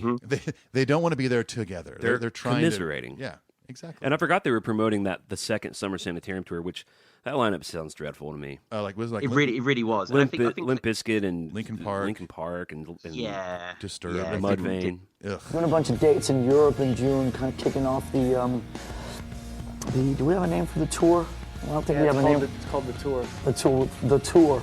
Could be the Sandman, the Friends. We'll get back to you on that one. But Disturbed are playing a bunch of the shows in Germany and a couple of the other European festivals with us in June, so we're pretty psyched about that. I guess for people who might not be aware of Headbangers Ball, so this was a sort of 2-hour-long block of metal videos that I kind of want to watch the original with the videos. I think it would make it a lot more interesting. Ricky Rackman had some choice hair. The second one was on. I mean the original, like the 2 hours of the videos with the boys, because often they're riffing on what songs are coming up and stuff like that. James talks about getting ready for the tour, being 40 and playing this tough to manage, and Lars corrects him that he's 39. It's crazy that to think I'm 40 years old and like those dudes at that point are about 40 years old and had already done like. Don't ever do that game where you think about how old you are and like what your heroes accomplish. I'm thinking like you already did Ride the Lightning, Kill 'Em All, Master of Puppets, and Justice for All, the Black Album, Load, Reload, S&M, Garage Inc. before you're 40. They'd already made the most important records of all time. Yes. I mean, thankfully, I got this out. I got the lead out in my 20s, because for me, it was like, I did it because in my 20s, I was a Beatle freak. Right. It was just nothing but Beatles. And I would just always think like, okay, Paul McCartney wrote Yesterday when he was 22. Okay, Revolver was 24. Just the whole thing was Beatles. By 28, he had written the entire back half medley of Abbey Road. Crazy. And then I'd be like, well, by the time he was 31, he wrote Ram. And as of those years all eclipsed in my own age, and I had not achieved anything similar to that. Yeah, I haven't written my Black Album yet. I know. Well, maybe. Look, Let It Burn is almost there, bro. Thank you, Tom. Let It Burn's killer. I'll PayPal you that $20 by the way. That's a really, really fun. And Reliant K as well. Listen to that album that you were on. Oh, thanks, man. Quite a while ago. I really, really like that album. Really like their bands. Are you going to compliment any of the fucking music I've made in my whole life? Dude, that poem you wrote about those books, that was ahead of its time. That was your garage. You know what's really funny is I have it. I'm gonna go find it. Oh my gosh! I have all my poetry from those days. We may have to have a poetry corner segment. Yeah, that would be amazing. Holy shit! Reading that, I didn't even think about that. For me, I thought this was like an advert for Rob. Most of all, this is kind of like introducing him. Like he had a lot of focus, and he actually was really funny in this. I thought, agree. like he talks about more metal videos. You can shake your hand, stick, fists, or whatever else at. And there's a bit where Lars learns, quote unquote, that Rob's been in other bands and gets pissed off and hugs him. And coming up, we got some stuff from Rob's old band, Suicide. Wait, you've been in other bands before Metallica? You this feels like you've been here forever, bro. You get an insight into Lars's taste as well. He mentions a band that sparks something in my head, and I was like, I know this band. But I listened to the Datsons, but I'd never heard them before, so I was like, why do I know this band? And then I realised they were technically the first live band I ever saw. My first ever gig when I was 12 in Birmingham, I saw Velvet Revolver, and they were terrible. Scott Weiland was drawn out on who knows fucking what, but the Datsons were the support band, so they were the first band they ever saw. And there's a band that's just faded to obscurity. Yeah, it's crazy. Well, almost all of them have. Yeah, I guess so. The success rate is so small. Yeah, it's a very small window that these bands get to go through. In fact, whenever I see like even Metallica talking about the early days when they just start the same way you or I could, where we grew up, just naming all the bands they were like involved with or a part of that were really doing shit. Yeah. Like Trauma. Yeah. Gone. Just gone. The sands of time completely buried them. Yep. The band names are way more than the bands that made it. Right. Well, yeah, you only know Trauma now because of Metallica. So. But you're right about them with Rob, and because I think they mentioned that the Icon gig was like, and they look like the Icon. Like Lars has the Eminem before. Lars looks like Eminem a little bit. Yeah. So I think it was like a week before or something. Yeah, I do love that, and this shows James's musical taste. I love that he's wearing a Social Distortion hoodie. Yeah, too. I saw that too. I saw that. I was like, that's Social D. He loves that shit. Oh yeah, that would be a fun shirt to have. All right, moving on to 1 year later, 2004. This is just Lars on Conan promoting the Some Kind of Monster documentary. Conan's pretty funny on that. He's digging him pretty hard for Some Kind of Monster. You think so? Yeah, I mean, I think so. I watched this documentary today. You guys got me a copy, and it's unlike any rock documentary I've ever seen, because what you think you're going to get is the real cliched. Right. It's the drugs, it's the drinking, and you are the most successful heavy metal band of all time. 90 million records. You've got this image, but a lot of the movie is you guys getting together with a therapist. And talking about your feelings. Well, it didn't quite start out that way. Our bass player left the band in 2001, and after he left, we kind of asked ourselves, why do you leave a band of our success and our stature? And we realized we had to sit down and take a long, hard look at ourselves and kind of get to know each other again and understand why we had such a hard time communicating with each other and so on. So this guy, Phil, the therapist, I guess that's what they're all called, right? He came in to initially mediate the situation, and then we kind of started embracing his way of kind of looking at things, and it ended up being a 2.5-year relationship. Just getting you guys to talk, because the band, and you see it in the documentary, it looks like you're coming apart. It looks like the work is no longer fun. You're having trouble and they're trying to get you guys talking to each other. He mentions Torben. He says Torben has the coolest Father Time beard ever. Yeah. And he mentions to delete that moment. There's a very compelling moment in the movie I want to ask you about where you play a track for your dad, who you're obviously very close to, who, by the way, has one of the coolest Father Time beards I've ever seen. And you play a track for your dad, and you ask him his opinion, and he says, I would delete it if I were you. And first of all, that's got to be a tough moment. What does that say about your relationship with your dad? We've had a great relationship. I grew up in Copenhagen, Denmark, which was like the hotbed of jazz music in the 50s and 60s, and he was very involved in the jazz scene at the time.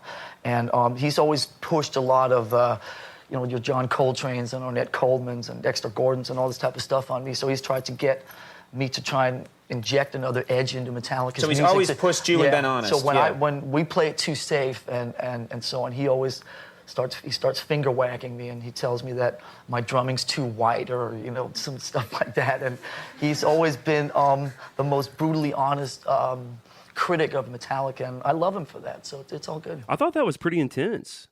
Yeah. I mean, not in a bad way, but like he was like, what do you think that says about you and your dad? And as we all know from that film, like Lars and his dad have a pretty intense relationship. They seem really loving and honest, and there's all that great sauce. But there's also that moment where Phil Tal's like, "What's so hard about you telling your dad that you love him and respect him?" Like there's obviously a lot of emotions involved. Yeah, it's like he just always wants to please his dad, and to be asked that like on TV is just to be put on that kind of spot. It's pretty intense. Oh yeah, absolutely.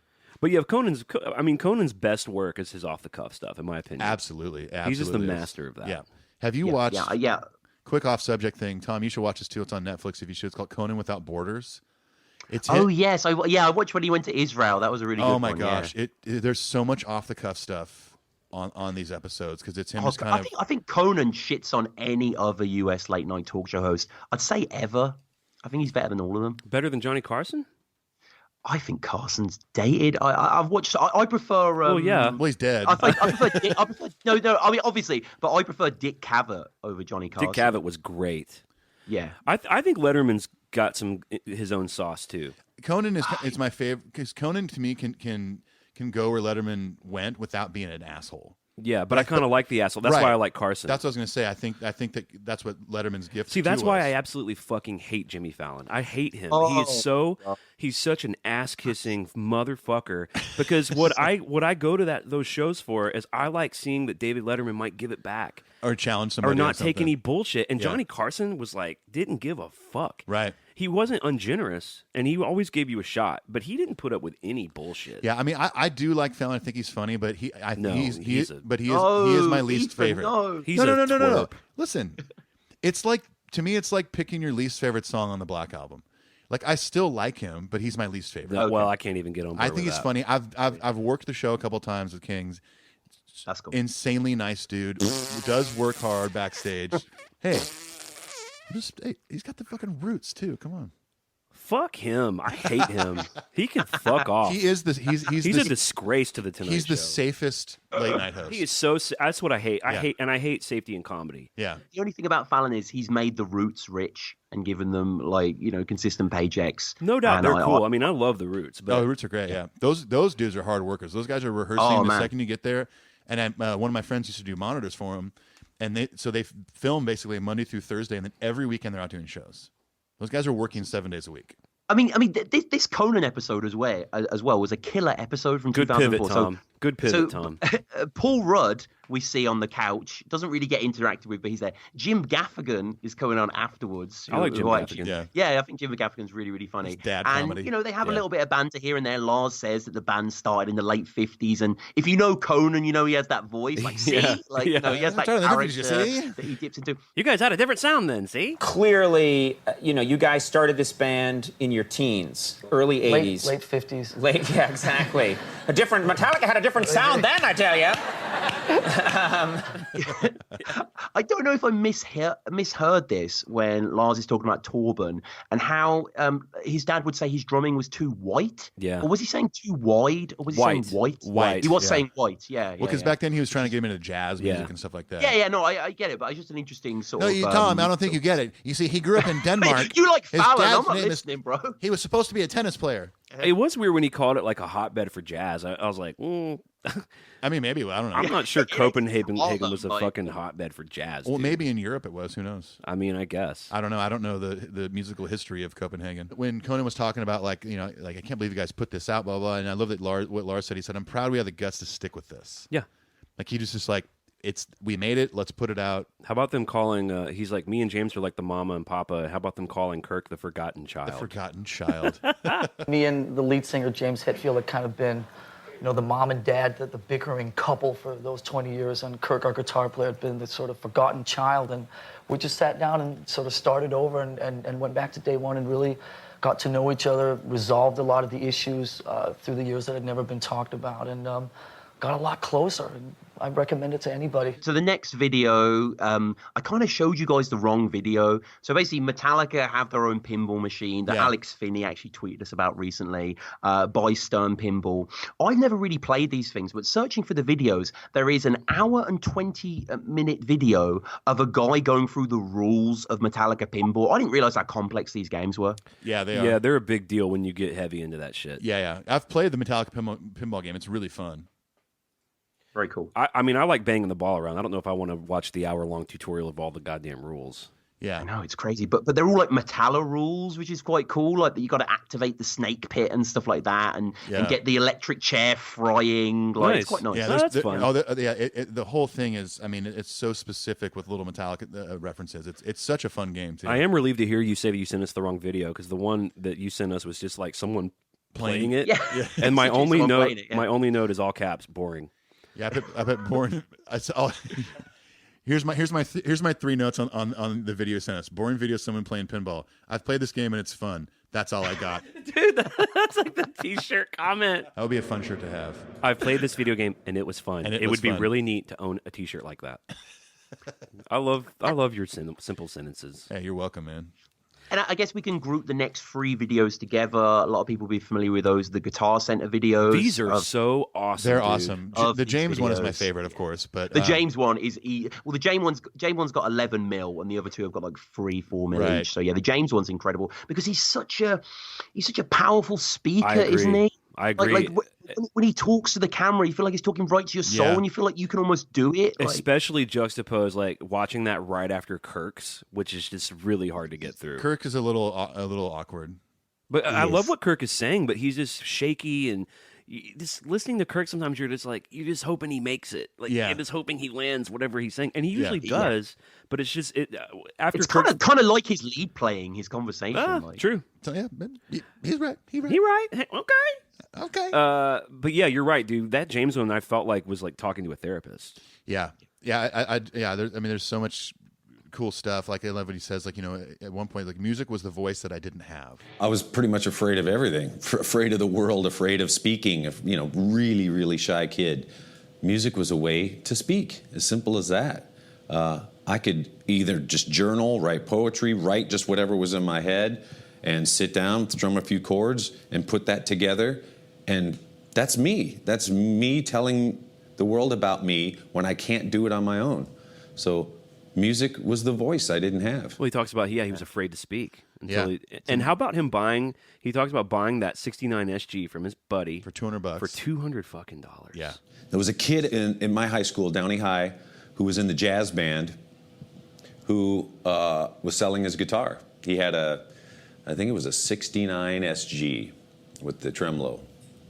And he wanted to sell it. He said, "You want it?" And I said, "Yeah." "How much you want?" He said, $200.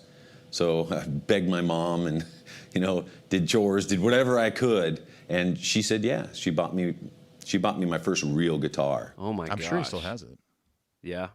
And him working in the sticker factory I at love lunch, that. running out to the car to write riffs and then playing them on the night. Like it's almost cliche if it wasn't true. Like I agree. And I like some of the riffs he's playing are bitchin'. He plays battery. His battery at the beginning, yeah.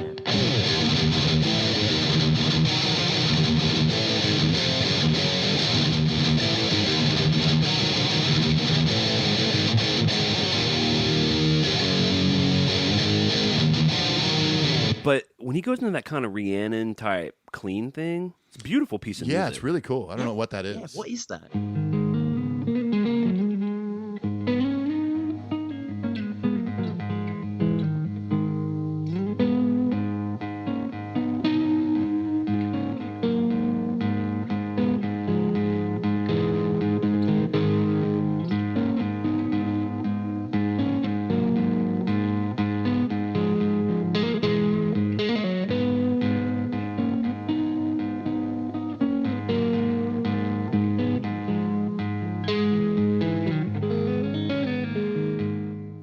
He might have just been improv. I think he's just riffing. Yeah.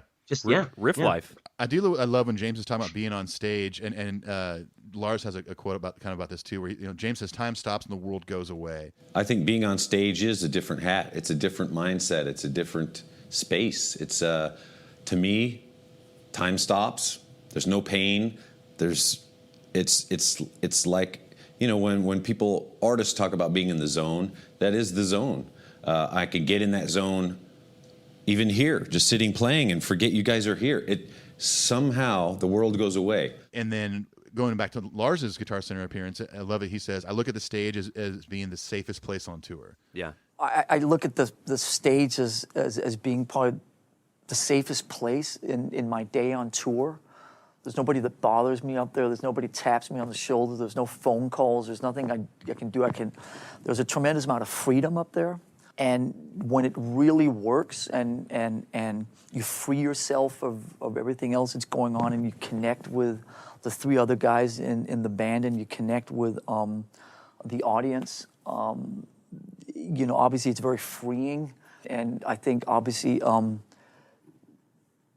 sort of just being able to sort of do what you feel in that moment is very liberating. I mean, everything's hectic. Everything's interviews and press and all this other stuff, business side of things, and you get on stage and that's your safe place. Like that's where you can just go and just do your business. Yeah, I agree. He talks about the charity, I guess he was a part of, the Kids Rock Foundation, where they raise $500,000 where they take instruments into school systems that have defunded music programs. Right, yeah. Which, man, think about all the potential James Hetfields out there who just, no one ever bought him that $200 guitar. Yeah. I think about that all the time. Their parents don't care, or and there's no more music program at school. It's like, where are they going to... Jeff Tweedy there's a song on A Ghost Is Born called "The Late Greats." You familiar with that, Tom, at all? Not familiar with the album. I Wilco? like Jeff Tweedy. Yeah. I like Wilco. I like Nels Cline probably more than Jeff Tweedy. Okay. Like, in general. Well, this record, Jeff plays all the leads. It's really cool. They won a Grammy for it, but it's like 2004. But in the song "The Late Greats," the lyric, the kind of premise of the song, and the lyric is like, "The best song will never get sung. Yeah. The best laugh never leaves."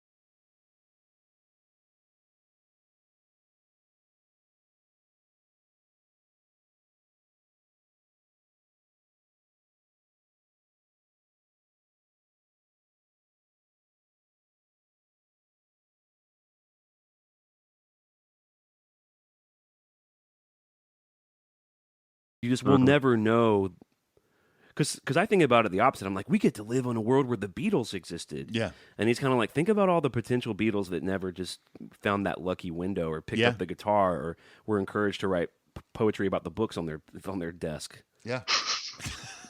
It wasn't the best callback, was it? Or the or the musicians out there that are making music that are amazing but have never had the avenue to get it to the world.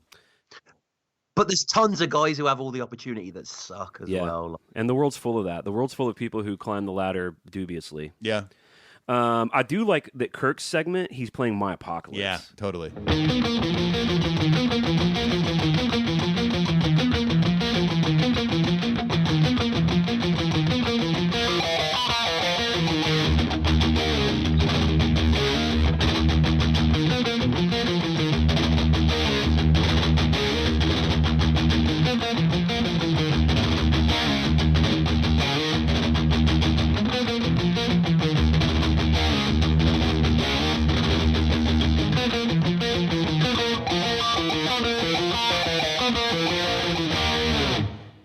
Now that's a riff that I hope I get every night, because when we play that song, when that riff kicks in, I'm the only one playing it. So I have to, like, everyone's watching me. It has to sound right. It has to be on right tempo.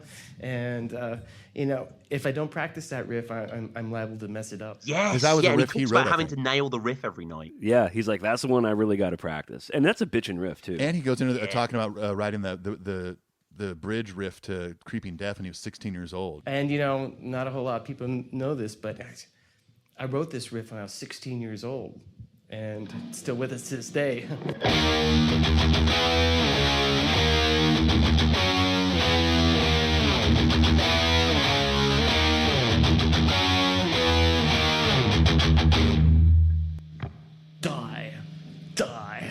Die. And, like I said, I wrote it when I was 16 years old, and it's still with us to this day. It's a real simple, really evil-sounding riff. And, it has a soft spot in my heart. I have a soft spot in my heart for that riff. He's like, it's a simple thing, and He now kind of it's gets teary-eyed. He gets a little teary-eyed. He's like, that's like one of the most important moments to me of every show. And then maybe we can wrap this up with a Lars portion. But I liked the story about Lars saying like why he worked with Tama. And he talks about their gear getting stolen at the channel in Boston. He talks about that being in like the spring of '84. And he says they went to Europe where he just sort of used rental kits. And he's like, Q Prime got him hooked up with Tama because Neil Peart, they had a connection with Neil Peart and Rush.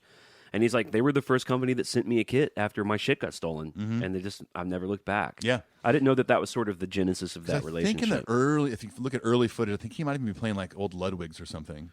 He talks about having a Slingerland kit when he was a kid, which is cool. We're going to do a whole episode on a deep dive on Lars's gear.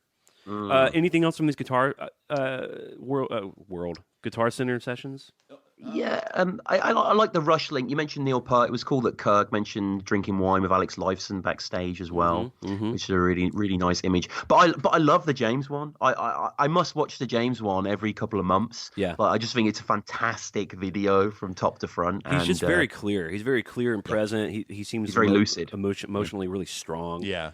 And yes, and he just has such a great way of taking those big themes and big ideas and just directly getting them out to you. Yeah. And he seems confident while he's doing it too. So it's just a good sauce. Even towards the end, and then we can close with this, I guess, when he says, about helping others with the gift that they have. I think if there's a kid out there that's got that gift or just needs a little something, whatever it may be, if it's that $5 guitar at the swap meet that shows up for somebody else somewhere else, and I've helped with that, it's a good feeling. That's a better feeling than most of the other feelings on this planet. That's just so cool. He says there's nothing better than that. Yeah, nothing better than helping others with the gift we have. I'm like, well, what about doing Creeping Death in a stadium?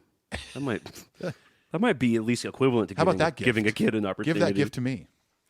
All right, so next is Lars at Glastonbury, which I didn't know this, Tom. I didn't know that it was a big deal that Metallica was the first metal band to ever headline Glastonbury. I guess they were kind of snobby about the genre. It kind of was like Glastonbury's a huge institution over here, obviously, and worldwide. Like the last big furore at Glastonbury that I remember was 2007 when Jay-Z headlined. That was back when rock music really had a mainstay on the main stage. Like they were kind of piping this up a little bit, to be honest with you. It was almost like Metallica, because Metallica low-key are almost bigger than Glastonbury. Like I think, do you think Metallica are the biggest band in the world? I don't think there's any other band that can tour around the world and sell out all the biggest places. I think there's other artists. I think maybe U2, Beyonce, Taylor Swift. I mean, it's probably less than 10. The Rolling Stones. Yeah. They're in that place. I always think of U2 and Metallica. That's the two I really think of. Taylor's definitely got a stronghold now. Will she always though? Coldplay, maybe. They can't do stadiums. They could before, maybe. That's what I'm saying. Like, yeah, a band that can do stadiums 40 years in. That's U2. That's Metallica. Yeah. That's the Rolling Stones. Yeah. That's true. Time will have to tell for Beyonce. I can't imagine Beyonce's music. Even though it's been a minute, she's been around a minute. Oh, yeah. It absolutely. still feels, I don't know, there's something very not timeless to me about it. There's something very zeitgeisty about exactly. it. Exactly. It just feels sort of culturally important and not something that transcends culture. And not to downplay her, she's an amazing talent. No, of course. I think she's just okay. I think really? I know what you mean. She's not Prince. Exactly. Like of course not. I think that I'm not saying you're doing this because I know that you know your shit with music, but the overpraise for Beyonce, I think that's happening in a big way culturally, and Kanye for sure. Oh, I can't stand Kanye I think he's really good. I think he's a great producer, but I think that he's real overrated. He's very overrated. I think so. And Beyonce's Kanye's also a dick too. So yeah, and heavily ghostwritten. Like most of his first two albums were written by a guy called Consequence that also guested on a lot of the songs. You listen to Consequence solo material, it sounds like Kanye. Are you talking about Through the Wire? I'm talking about pretty much the entire first two records. I can't remember Consequence's first album, The Good, the Bad, and the Ugly. I think it's called from 2005. I mean, I'm talking about Kanye's first record's Through the Wire, right? You're saying that was written by this Consequence guy? His first record's Late Registration, I think. No, College Dropouts. College Dropouts his first record. Second record's Late Registration. Third's Graduation. Yeah. What about that Through the Wire record? It's not a record. That's just a song. Oh, gotcha. That's on Late Registration. No, that's on College Dropout. Jesus. All right. Well, I'm obviously not going to be starting a... But anyway, Lars is at Glastonbury. There's not too much to say about this one. It's cool that it's after the show. It's right after the show. He's got his robe on. And I like that, it's him talking about what a fan he is. He's like, we've been here. We came yesterday. We're going to go to the shows tomorrow. Yeah, going to watch other bands. He lists bands that are playing. Yeah. He talks about seeing Skrillex and Arcade Fire. And yeah.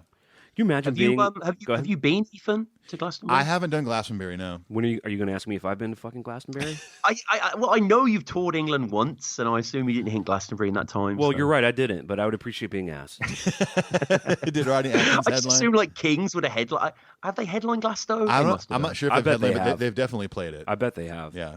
Because I remember when Kings were obviously the biggest band in the world, so many places. But when Only by the Night came out, when I was like 17, they were like the band in the UK. Yeah. And I remember them playing Reading Festival, and it was really notorious. I'm not saying it was you, Ethan, but I remember their guitar sound was like hated. Like for some reason, it just didn't work. If it was during I think they left the stage. If it was during that controversially. era, that was not me. I didn't. Right, the I didn't pre-Luck era. I didn't start working with them until 2013. Okay, yeah, much later. But yeah, Lars says he's coming back tomorrow to see Black Keys and the Horrors and Kasabian, and he's a Glasto addict, that he says, and you know, I'll believe him. I just think that Lars just loves music. You can tell he loves what he does when he's talking about their performance. I mean, he's a fan of other music. He's a fan of his own band. And he just loves that he gets to lead this life. He is kind of kissing ass a little bit. A little bit. We just hope we get invited back.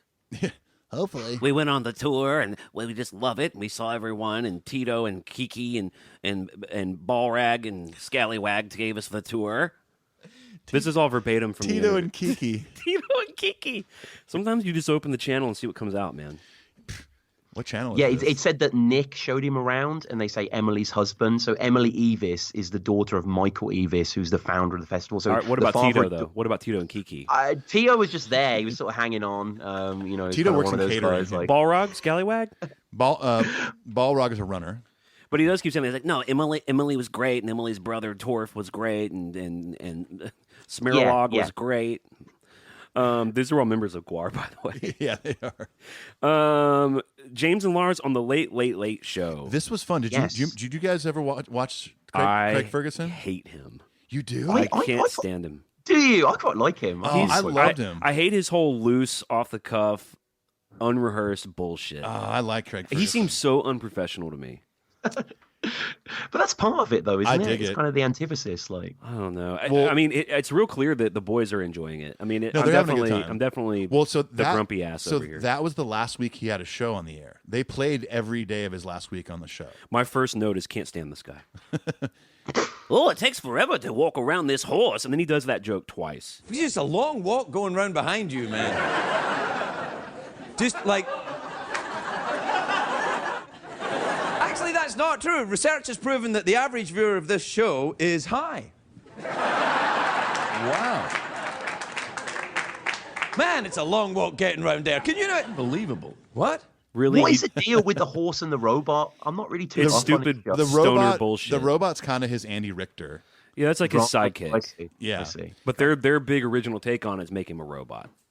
And I then mean, have James like insults the horse and it Yeah. like kicks out its state. I thought that was That quite was- funny. I thought pretty that was funny. funny when the horse when he's talking about the horse doing cocaine yeah. and stuff. He's like, why is it so fat? Yeah. I bribed a secretariat over there with some carrots to try and, get secretariat into the metal mood. No, no, right? no, You know? no. You don't give that horse carrots. That horse has a cocaine problem.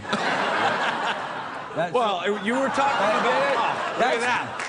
That's why he's bouncing around like that. And that's why the moustache is white. And why is it so fat? Oh, man.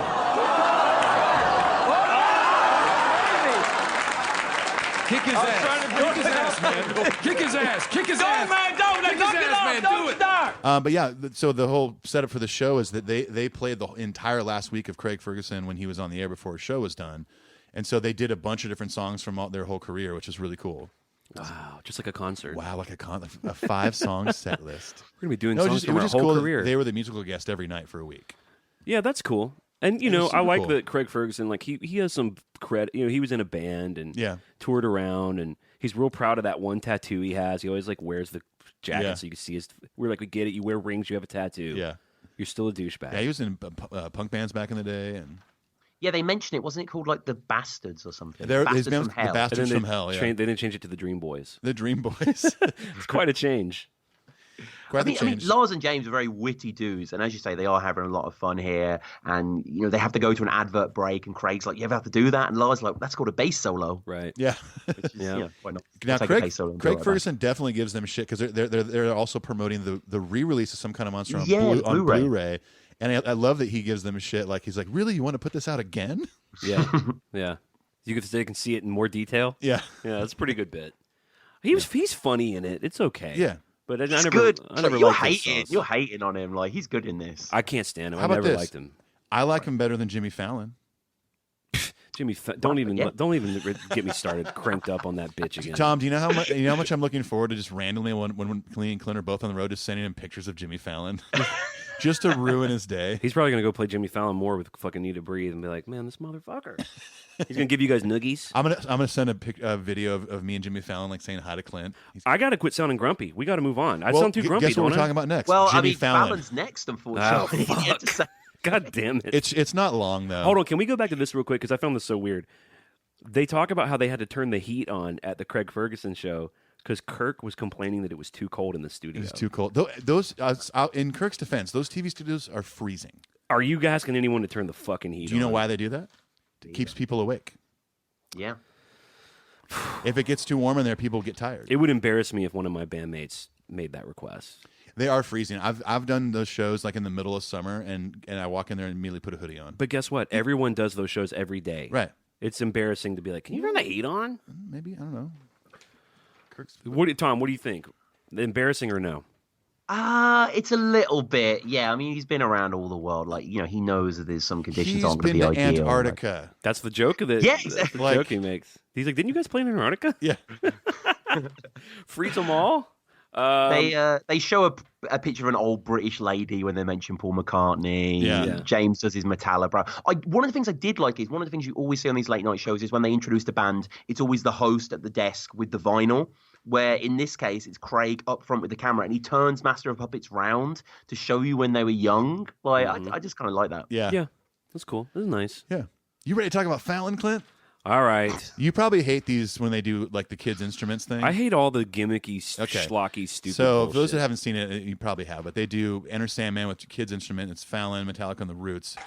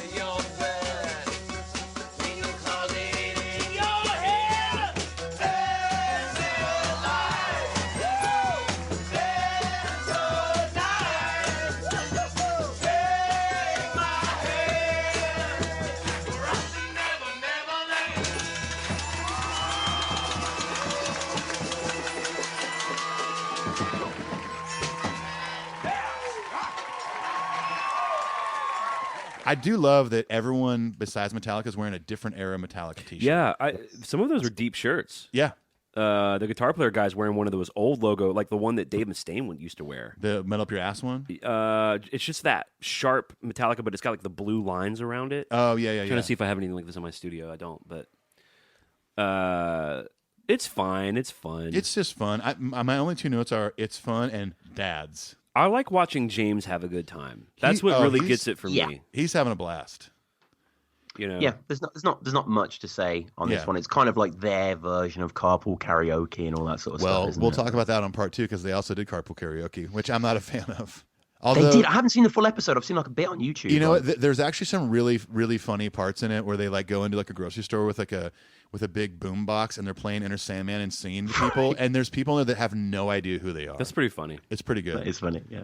All right, to Clint's liking, let's move on and get to Jimmy Kimmel. Tonight, one man will go head to banging head with his favorite band to find out if he knows more about the band than the band does about itself. It's time to play Who Knows Metallica? Let's meet our competitors. Our first contestants are members of the Rock and Roll Hall of Fame. They have the #1 album in the country. Please welcome James, Lars, Robert, and Kirk, Metallica.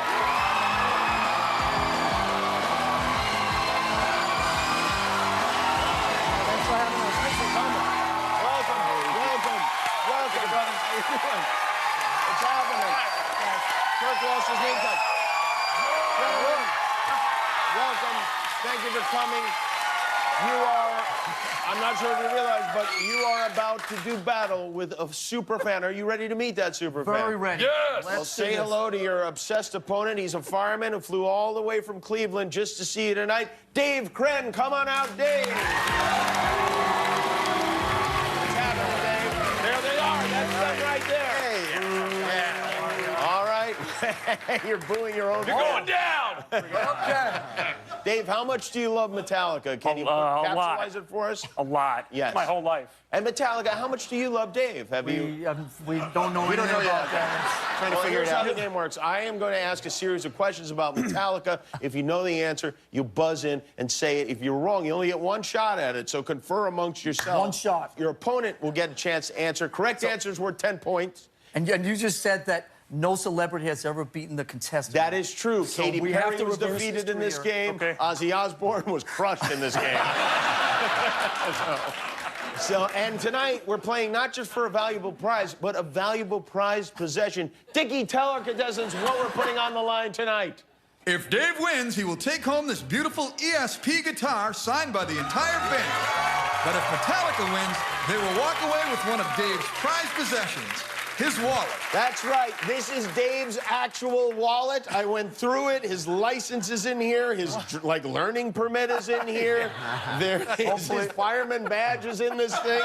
And there's a Harley-Davidson punch card in here and a receipt from Walmart. So we got it all here. The stakes are and hopefully very, very high. high credit limits on those cards, right? Well, he's not going to be able to go home without this wallet. So I need that, Lars. yes, the stakes are indeed high. Are you ready to play the game? Let's do this. Let's find out. Ring the bell. It's time to find out who knows Metallica. Here we go. The first question: in what year was Metallica inducted into the Rock and Roll Hall of Fame? 09. Dave says 09. That is correct. Can you at least you should finish the question first? Well, that's not fair. There are 4 of you and only one Just hit, press so the that's button. not fair either. Next question. At that Hall of Fame ceremony, which musician introduced the band? Oh, yes, Lars. Flea. Flea is absolutely correct.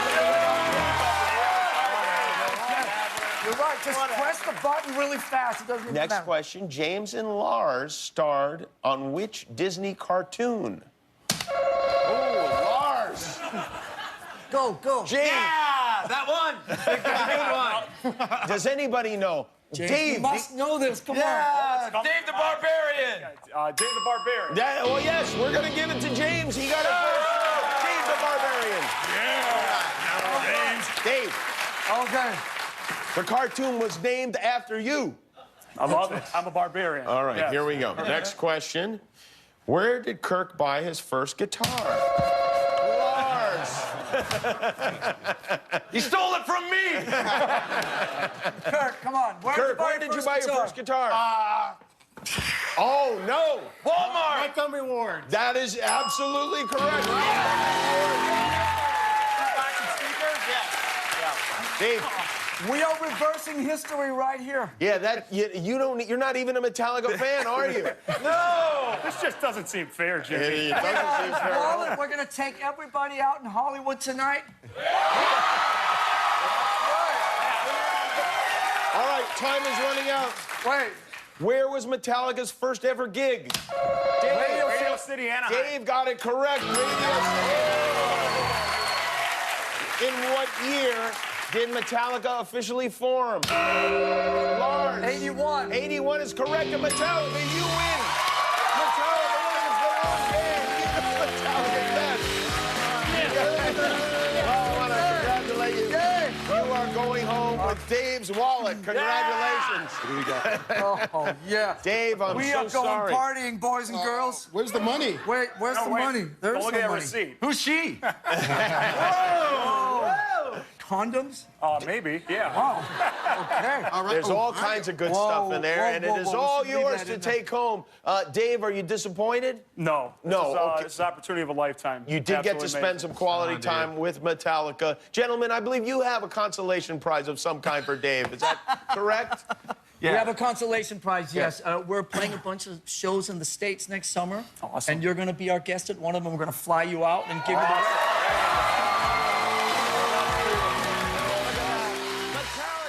I think this is a hilarious bit. This is, they're obviously promoting the record, but them coming out and getting paired against their fan about So it's about like Metallica so it's trivia. a trivia contest with them versus a super fan. A super fan, and according to Jimmy Kimmel, nobody had no band had won. Yeah, Katy Perry had lost. He goes, Ozzy Osbourne lost miserably to this. Totally. I can imagine Ozzy never hitting the buzzer. That reminds me of, remember the Rock and Roll Jeopardy that Mark McGrath would always murder? Always win, yeah. I'll never forget watching an episode with Joe Walsh from the Eagles, who's a smart dude, by the way. Yeah. But he's like, it's like him and Mark McGrath and whoever the third person was, and he literally got no answers right. his thing said Joe Walsh, $0. And him just looking like, motherfucker. Why did I agree Why to did do my this? manager let me do this? Yeah. I look like a fucking idiot. And you raised the money for charity. Yeah, totally. So he didn't have anything. Yeah, Joe Walsh is rated $0. Have you ever seen that, Tom? That Rock and Roll Jeopardy? I'm not familiar with that. No, I know Jeopardy, but... Do you know who Mark McGrath is? I don't From know. Sugar Ray? That band Sugar Ray. I Oh, just from want to fly. Sugar Ray. Yeah. Put your arms around me, Every baby. morning. Yep. Na, na, na, na. Yeah, Every morning there's a halo hanging from the corner of my girlfriend's four-post bed. Sugar Ray was kind of the butt of a joke for like 10 years in the States, Them even and- though they were successful. Like them and Smash Mouth. and But stuff. that motherfucker... Crazy Town in that sort of idea. Ugh. Maybe. Come, my lady. Come, my lady. Them of a fly, shiver, Sugar, Davey. something. Davey. That band sucks.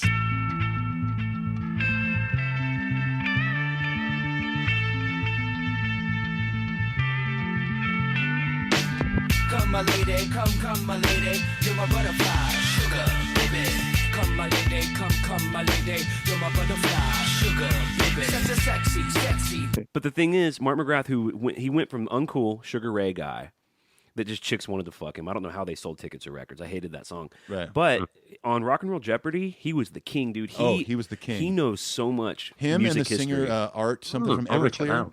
Yeah, Art. It's hard to say his last name. Yeah, Art from Everclear. He also dominated that show too. Okay, so basically they win. Yeah, they win. It's short bit. It's like short. 4 questions. I do like during the interview segment when they're they're talking about like, do your kids think you're cool that you're in Metallica? And Kirk's like, my kids think guitar playing's lame.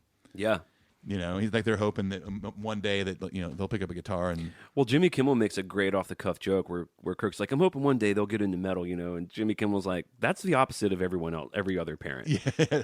Yeah. My kids think that guitar playing is boring. They do? Yeah, and so, yeah, can you believe it? What do they like, these children? My oldest one plays piano and cello. Oh, and wow. my 8-year-old plays violin. So, they're on a good tip, but, I'm just waiting for that moment where they just flip over and they turn into full-on metal. Most metal parents guys. don't want that for their children. No one wants their kids to do that, including me. I'm like, I don't want my kid living this life. I want my dogs to live in this life. I can't relate to you. I'm dog's sorry. the podcast. I did think that Metallica was being very nice when Jimmy Kimmel started showing them like dumb celebrities wearing their shirts all cut up and stuff. Like it's like Kim Yeah. Kardashian, Justin Bieber, and Well, he somebody makes else. the point that I think we would all make, is like, people can wear whatever the fuck they want. They don't care. Yeah. Celebrities, a lot of them, and I wonder if they're wearing these for fashion or if, I know Justin Bieber is a Metallica fan. Does that flatter you guys when like Kendall Jenner has a Metallica shirt? But wait a minute, most of the logo's missing. Yeah. And like Kanye West is wearing a Metallica shirt. He likes the toilet part. Well, who doesn't like the toilet part? By the way, You know, I think everyone should be able to wear whatever the hell they want. I would imagine deep down inside, like I wonder, at least I wonder down inside. if they feel like we do, where you're like, fucking Bieber, take that shit off. You can't name one I don't song know. with Maybe Justice. deep down inside, they're like, hey, that's just better for our brand. Those motherfuckers Yeah. wearing these shirts are super famous. Maybe so. Wait, yeah. But by the way, and Kimmel's, one of them says this, but it comes off as a joke. But we know this because our friend Dan Cantor was Justin Bieber's MD for years. Justin Bieber is a deep cat Metallica fan. He is. There's like a video on YouTube of him doing Fade to Black. Yeah. But he's a legitimate Metallica Yeah. fan. He's just like us. That's good. So, but I think Lars or maybe even James is like, he's actually a real fan. And There's everyone now laughs. there's now one thing I like about Justin Bieber. Dude, you ought to watch Never Say Die. You ought to watch Never it. say never. Is it? Whatever Never it is. Say It's Never, the- I It's the think. Bieber doc. Yeah, I saw Oh, wasn't that directed by the Morgan Spurlock? I don't know. Maybe it was. Morgan- Maybe that was that One Direction one. Morgan Spurlock was the McDonald's guy. Yeah. That's right. Yeah. Supersize Me. Supersize Me. Yeah. Did we do it? Is that it? We did it. That's it. Okay. And once again, we're going to cover more shit. Maybe have Tom on for the part 2, since this can be a reoccurring Tom thing for us. Yeah. Where we talk All right. about meter. Because I think if we really do want to do a thorough thing where we cover like all of them, that'd probably be a 3 or 4 part series. It could, yeah. Oh man, even more so. Yeah, I mean, because going through, there was just so many on each page, like Right. so much Spanish stuff. Like, Yeah. Well, think about it. They're one of the biggest bands in the world. They've been doing that kind of press since the Black Album. Yeah. So there's a lot to talk about. Now, to round off the episode, I put it out to our patrons. One of the things you get as a patron is anytime we have a guest like Lizzie and Joe from Hailstorm, Jay Weinberg from Slipknot, Jim Florentine, Michael Wagner, our friend Tom Kwei, fellow podcaster at Alphabetallica, is you get to ask questions. Questiones. And they did, Tom. They want to hear from you on some shit. I can't believe there's questions. Like, that's crazy. Thank you. Yeah, Guys. there's like maybe 7 or 8 of them. Well, wait till you hear them. Graham Stark asks, which Metallica album for you personally is the pinnacle in terms of lyrical and artistic content? Lyrical. See, I never really put Metallica on that lyrical parameter like yourself, Clint. Like, they've just never really done it for me on that level, other than just serving the music with the imageries and the timbre. But in terms of their pinnacle, I think it kind of undeniably is Master for me personally. I think it has the most interesting compositions, the most addictive riffs, the most genius songwriting. They really were leveling up. And I think, you know, Justice is an incredible record as well, but it's hard not to see them mourning Cliff through these kind of interred complexities. So yeah, just for me, Master, I'd say. Cool. I think Ethan would agree with you. I would agree with you. And especially you mentioning Justice too is maybe a part 2 or second place. Yeah. That's Ethan's deal too. That's It's just my deal. I wish that I loved The Thing That Should Not Be. I wish that I did, because it would make Master perfect, but it's just... I'm it's shocked. not I'm quite- shocked that you don't. You don't Yeah. like that song? Yeah. I don't dislike it. I just think it's sluggish. That just seems like the lyrical. Is that your Jimmy as Fallon? As a lyrical poetic guy, that's one of the more poetic lyrics. Stranger Eons, Death May Die. That's great. I will say that Master, like, you really love an album when songs crop up as your favorite, when you keep changing that list. And doing this show, Damage Inc. has quickly became one of my Hey, all-time I have that favorites. experience too. Damage Inc. has grown on me so much. Yeah, I think it maybe has one of the ultimate Kirk solos as well. His use of wah in that is genius. That bridge riff is bitching too. That's Kirk. Okay, next question. Ralph Chevetto says, "Oh yeah, shout out Ralph. Had him on the show just recently for Metal Militia. Great guy." He says, when Tom finishes his years-long Metallica journey, does he plan on possibly tackling other bands' catalogs in the future? Along with that, what other bands' artists does he really dig? What exactly does, and what do you do in your civilian life? So let's take those one at a time. Are you going to do another deep dive podcast on another band? I am going to podcast for the rest of my life. I absolutely love podcasting. As you mentioned before, the first podcast that I did was a Tom Waits podcast, Down in the Hole, which I am going to bring back later this year. Me and Sam are going to start doing Tom Waits again. I do Battle Rap Resume. That's my main podcast. I'm obsessed with battle rap, which is kind of like competitive writing and stuff like that. In terms of a band podcast, maybe. The problem is doing Alphabetallica made me realize there's so many bands that I want to talk about. So I have come up with I guess I'll reveal it here. I'm going to start doing a new podcast called The Discographer. So the idea is going to be that it's just going to be me solo, and each episode will just be one band, and I will take their entire discography and order it in my own personal list. So I've already written the first episode, which is about System of a Down. So I've organized from 66 to 1, and I'll probably do 2 or 3 minutes of criticism on each song and just go through. The next episode is going to be on the Replacements, and I'm going to do Guns N' Roses, and then the Drive-By Truckers. So for me, doing another podcast on another band, it's almost too much, because I also want to do a podcast. I mentioned to you before, Clint, on my favorite author, Alice Munro, the Canadian short story writer. I want to do podcasts on lots of things. So probably not on another band, but the discographer, me talking about music, that will happen. I think that sounds fucking awesome. That's a fantastic idea. All right, and what do you do for your civilian life if you want to share that? You don't have to. I won't give too much away, but I work in communications, so that basically means I sort of do social media for quite a big company in Oxford, do press releases, very boring stuff. Have you heard of the BBC? Please support my Patreon. I don't want to do this any longer. Well, I think you have a good knack for continuing to be a podcaster, and maybe one day that'll be able to be a full-time gig for you. Yeah, man. Who knows? But honestly, genuinely doing this sort of stuff and being able to come onto shows like this and for people to want to ask me questions is it's a dream come true, really. Aurelian Moreau says, looking back at the episodes you've already recorded, which ones were the funniest? And which one was the funniest, and which one was the hardest?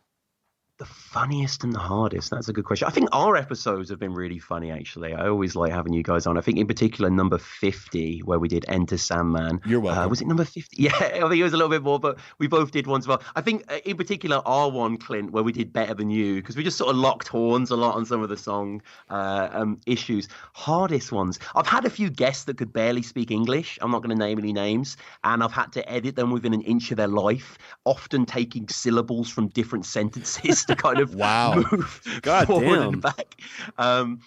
So yeah. What else? I did an episode early on that I thought was going to go viral, and I was going to be the biggest Metallica podcast ever. It was called Metallica Champ. So it was like my sort of Metallica quiz, and I had Andy Hall and John Sturm on for that, and that was a really funny episode. So that's probably the funniest. In terms of the hardest, I can't really point to any. There is one, again, I don't want to sound like a twat here, but there is one episode, I won't name the episode, but you can find it, where it's myself and the guest is 9 years old. Oh, wow. And it's the shortest episode, and it was quite difficult. He was quite shy. Yeah. Well, 9, that's tough. Yeah, that's a tough age. 9 is tough, right? Like I said to my girlfriend before, this will be fine. She was like, no, 9's hard. Like 9 is like like really young, but man. Speaking of John Sturm, he has a question for you, which I think this is a good one. He says, as hard as it might be, can we dig deeper into why you don't like Load or Reload? What Metallica song would you like Tom Waits to cover? Oh, wait, sorry, I skipped that. Why you dig deeper into why you don't like Load and Reload? Is it the simplicity of the music, the more mainstream writing style, or is it just not heavy enough? It's absolutely not about being heavy enough. It's got nothing to do with that at all. Okay, this is all me, and it's like, I adore Tom Waits, which we'll get into in a second. People hate Tom Waits. I get that. I just move on with my life. But for me, taste, it's got to be comparison. I've got to compare it to songs that I really love and really enjoy. And I've always felt the same way. I've always felt Load and Reload is kind of badly written. It just sounds like they're kind of treading on water. I find a lot of the songs packed full of nothingness. I don't mean to trigger everyone listening and the 2 hosts present at the moment. I'm sorry, John. I'm just being honest. It's got nothing to do with heaviness. But see, I maintain now that you've so consistently hated on Load and Reload that even if you came around to him and started to like him, you could never say that.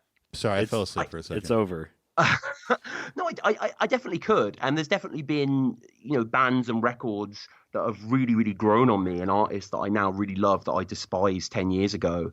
But I just can't see it. I just can't see it. And like you say, it's my identity. So if I did, I'd be a fraud. Yeah, everything you've built would just flutter away. Ethan, you want to read this next one? This is from your buddy Jeff, Oh, our yeah. buddy Jeff. Yeah, Jeff Fireball. He says, since you also love Tom Waits, my question is this: if those worlds collided, what Metallica song would you like Tom Waits to cover? And also, what Waits song would you like to see the boys do? That's a really, really good question. Jesus Christ. Okay. Well, I mean, it's awesome as well to know that James and Jason are huge Waits heads as well. Like, it's funny going back through the old issues of So What, and often you see like what they're listening to, and it would always be the new Waits record at the time. Yeah. What would I like them to cover? I mean, it would make sense for me to see James to step.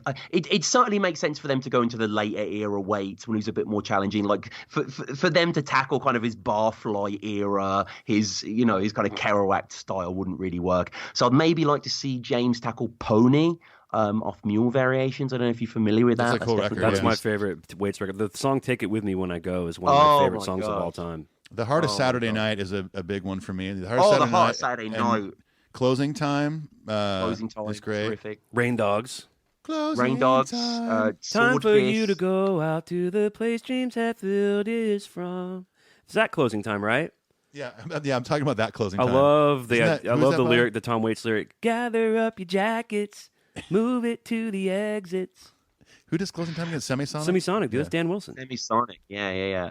And then in terms of Waits, going after Metallica, I guess I'll go with what sounds most Waits like. And one of the reasons that I point to me loving St. Anger so much is because it is kind of a bit like Bone Machine and Real Gone and kind of out of tune and discordant. So I'd probably like to hear Waits tackle, maybe even All Within My Hands, which I think is probably the best song of St. Anger. I'd like to hear him tackle that.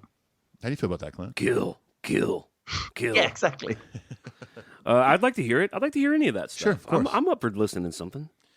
Tom, real quick before we move on to the next question, one of might be my all-time favorite Tom Waits song is Early Waits. I Hope That I Don't Fall in Love with You. Oh my God, Such a good song. I think he was still kind of a little folky, and I don't know why, but that's his most listened to song on Spotify by like 10 million streams. I don't know if it's over Old 55. Yeah, way over Old 55. Yeah, Wow. But interesting. I'm just on Spotify now, so his top 3 songs are all off Closing Time. Yeah. Which again is quite novel for me, really, because he's done a lot better work. But that's not to say Closing Time isn't fantastic. But yeah, Hope That I Don't Fall in Love with You is, oh man, what a track. It's great. Yeah. All right, next Are question. you fucking nerds done talking about Tom Waits? Actually, go check I'd out like Down to in the ta- Hole if you're interested in. I'd like to talk about Nighthawks at the Diner next. Oh, what a record! All I know is that Tom Waits famously said that Bill Hicks's Rant in E minor was one of his top 20 records of all time, and I always thought that was cool. That's cool. One of his top 20 records was a Bill Hicks record. That's cool. You hip to Bill Hicks at all, Tom? Comedian? I like Bill Hicks. Yeah, I like Bill Hicks a lot. Okay, cool. 2 more questions. Danny Santana asks, have there ever been any Metallica songs so far that you didn't previously like, but now you totally dig? Oh man, totally dig is a tough question.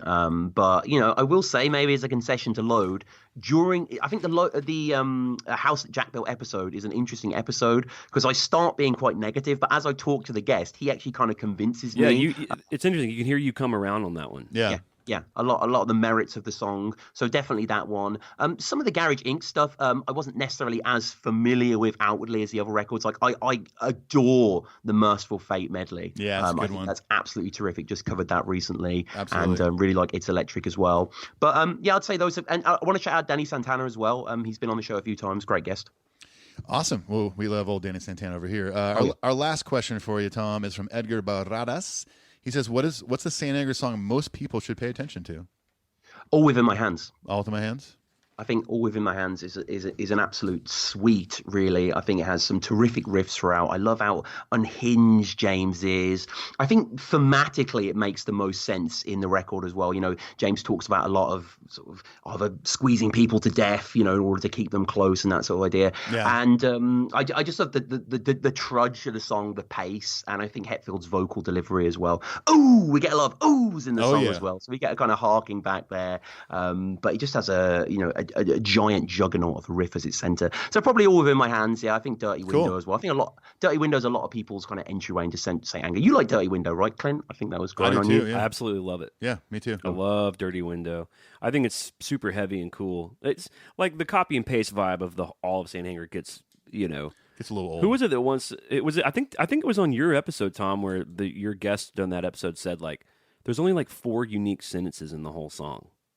Yes, that's right. Yeah, where he's it's just so there's a repetitiveness to all those that even for songs I like Frantic, I like My World, I like The Unnamed Feeling, but there's a sameness to it. Plus, it's hard to listen to. So the songs being long, it doesn't match well with the kind of brash tone of it. Yeah.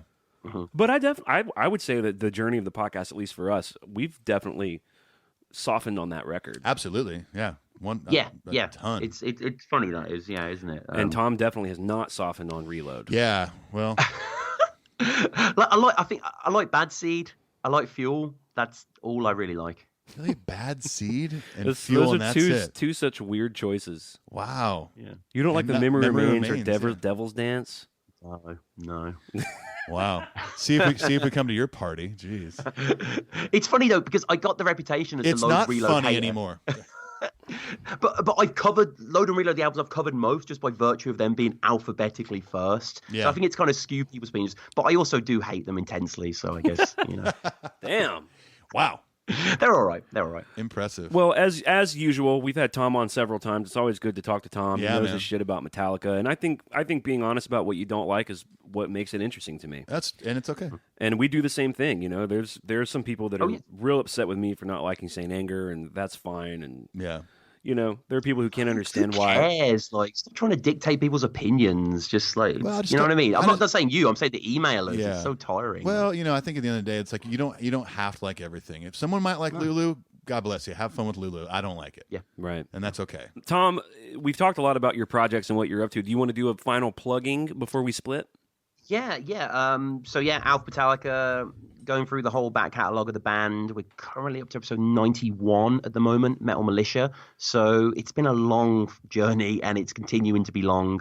At the end of 2019, we'll be at 137, number Sweet Amber. And then we'll finish the show about June 2020. So we've got quite a while to go. Got quite a few songs open as well. So if anyone wants to hop on the show and do Pumping Blood, Purify, Rebel of Babylon, or Remember Tomorrow, let me know. We will be recording those in like August. I've got kind of the next couple of months Remember Tomorrow. Wrapped up. But yeah, I just want to say thanks so much to you guys, for mentioning the show, for showing so much love to the show.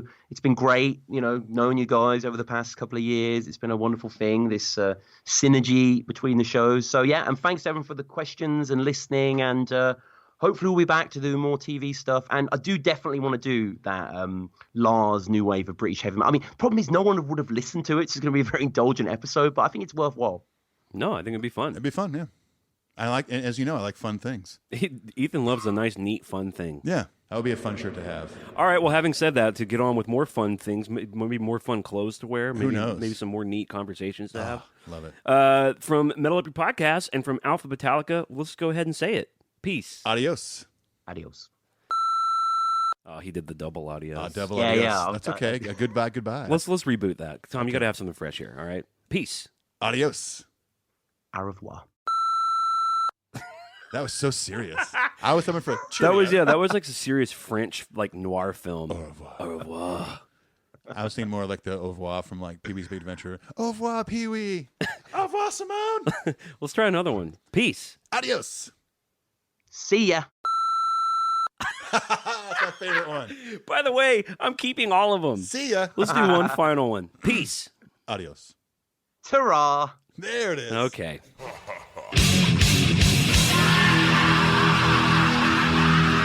If you were our advisor, what would you say? Then I would say, delete that.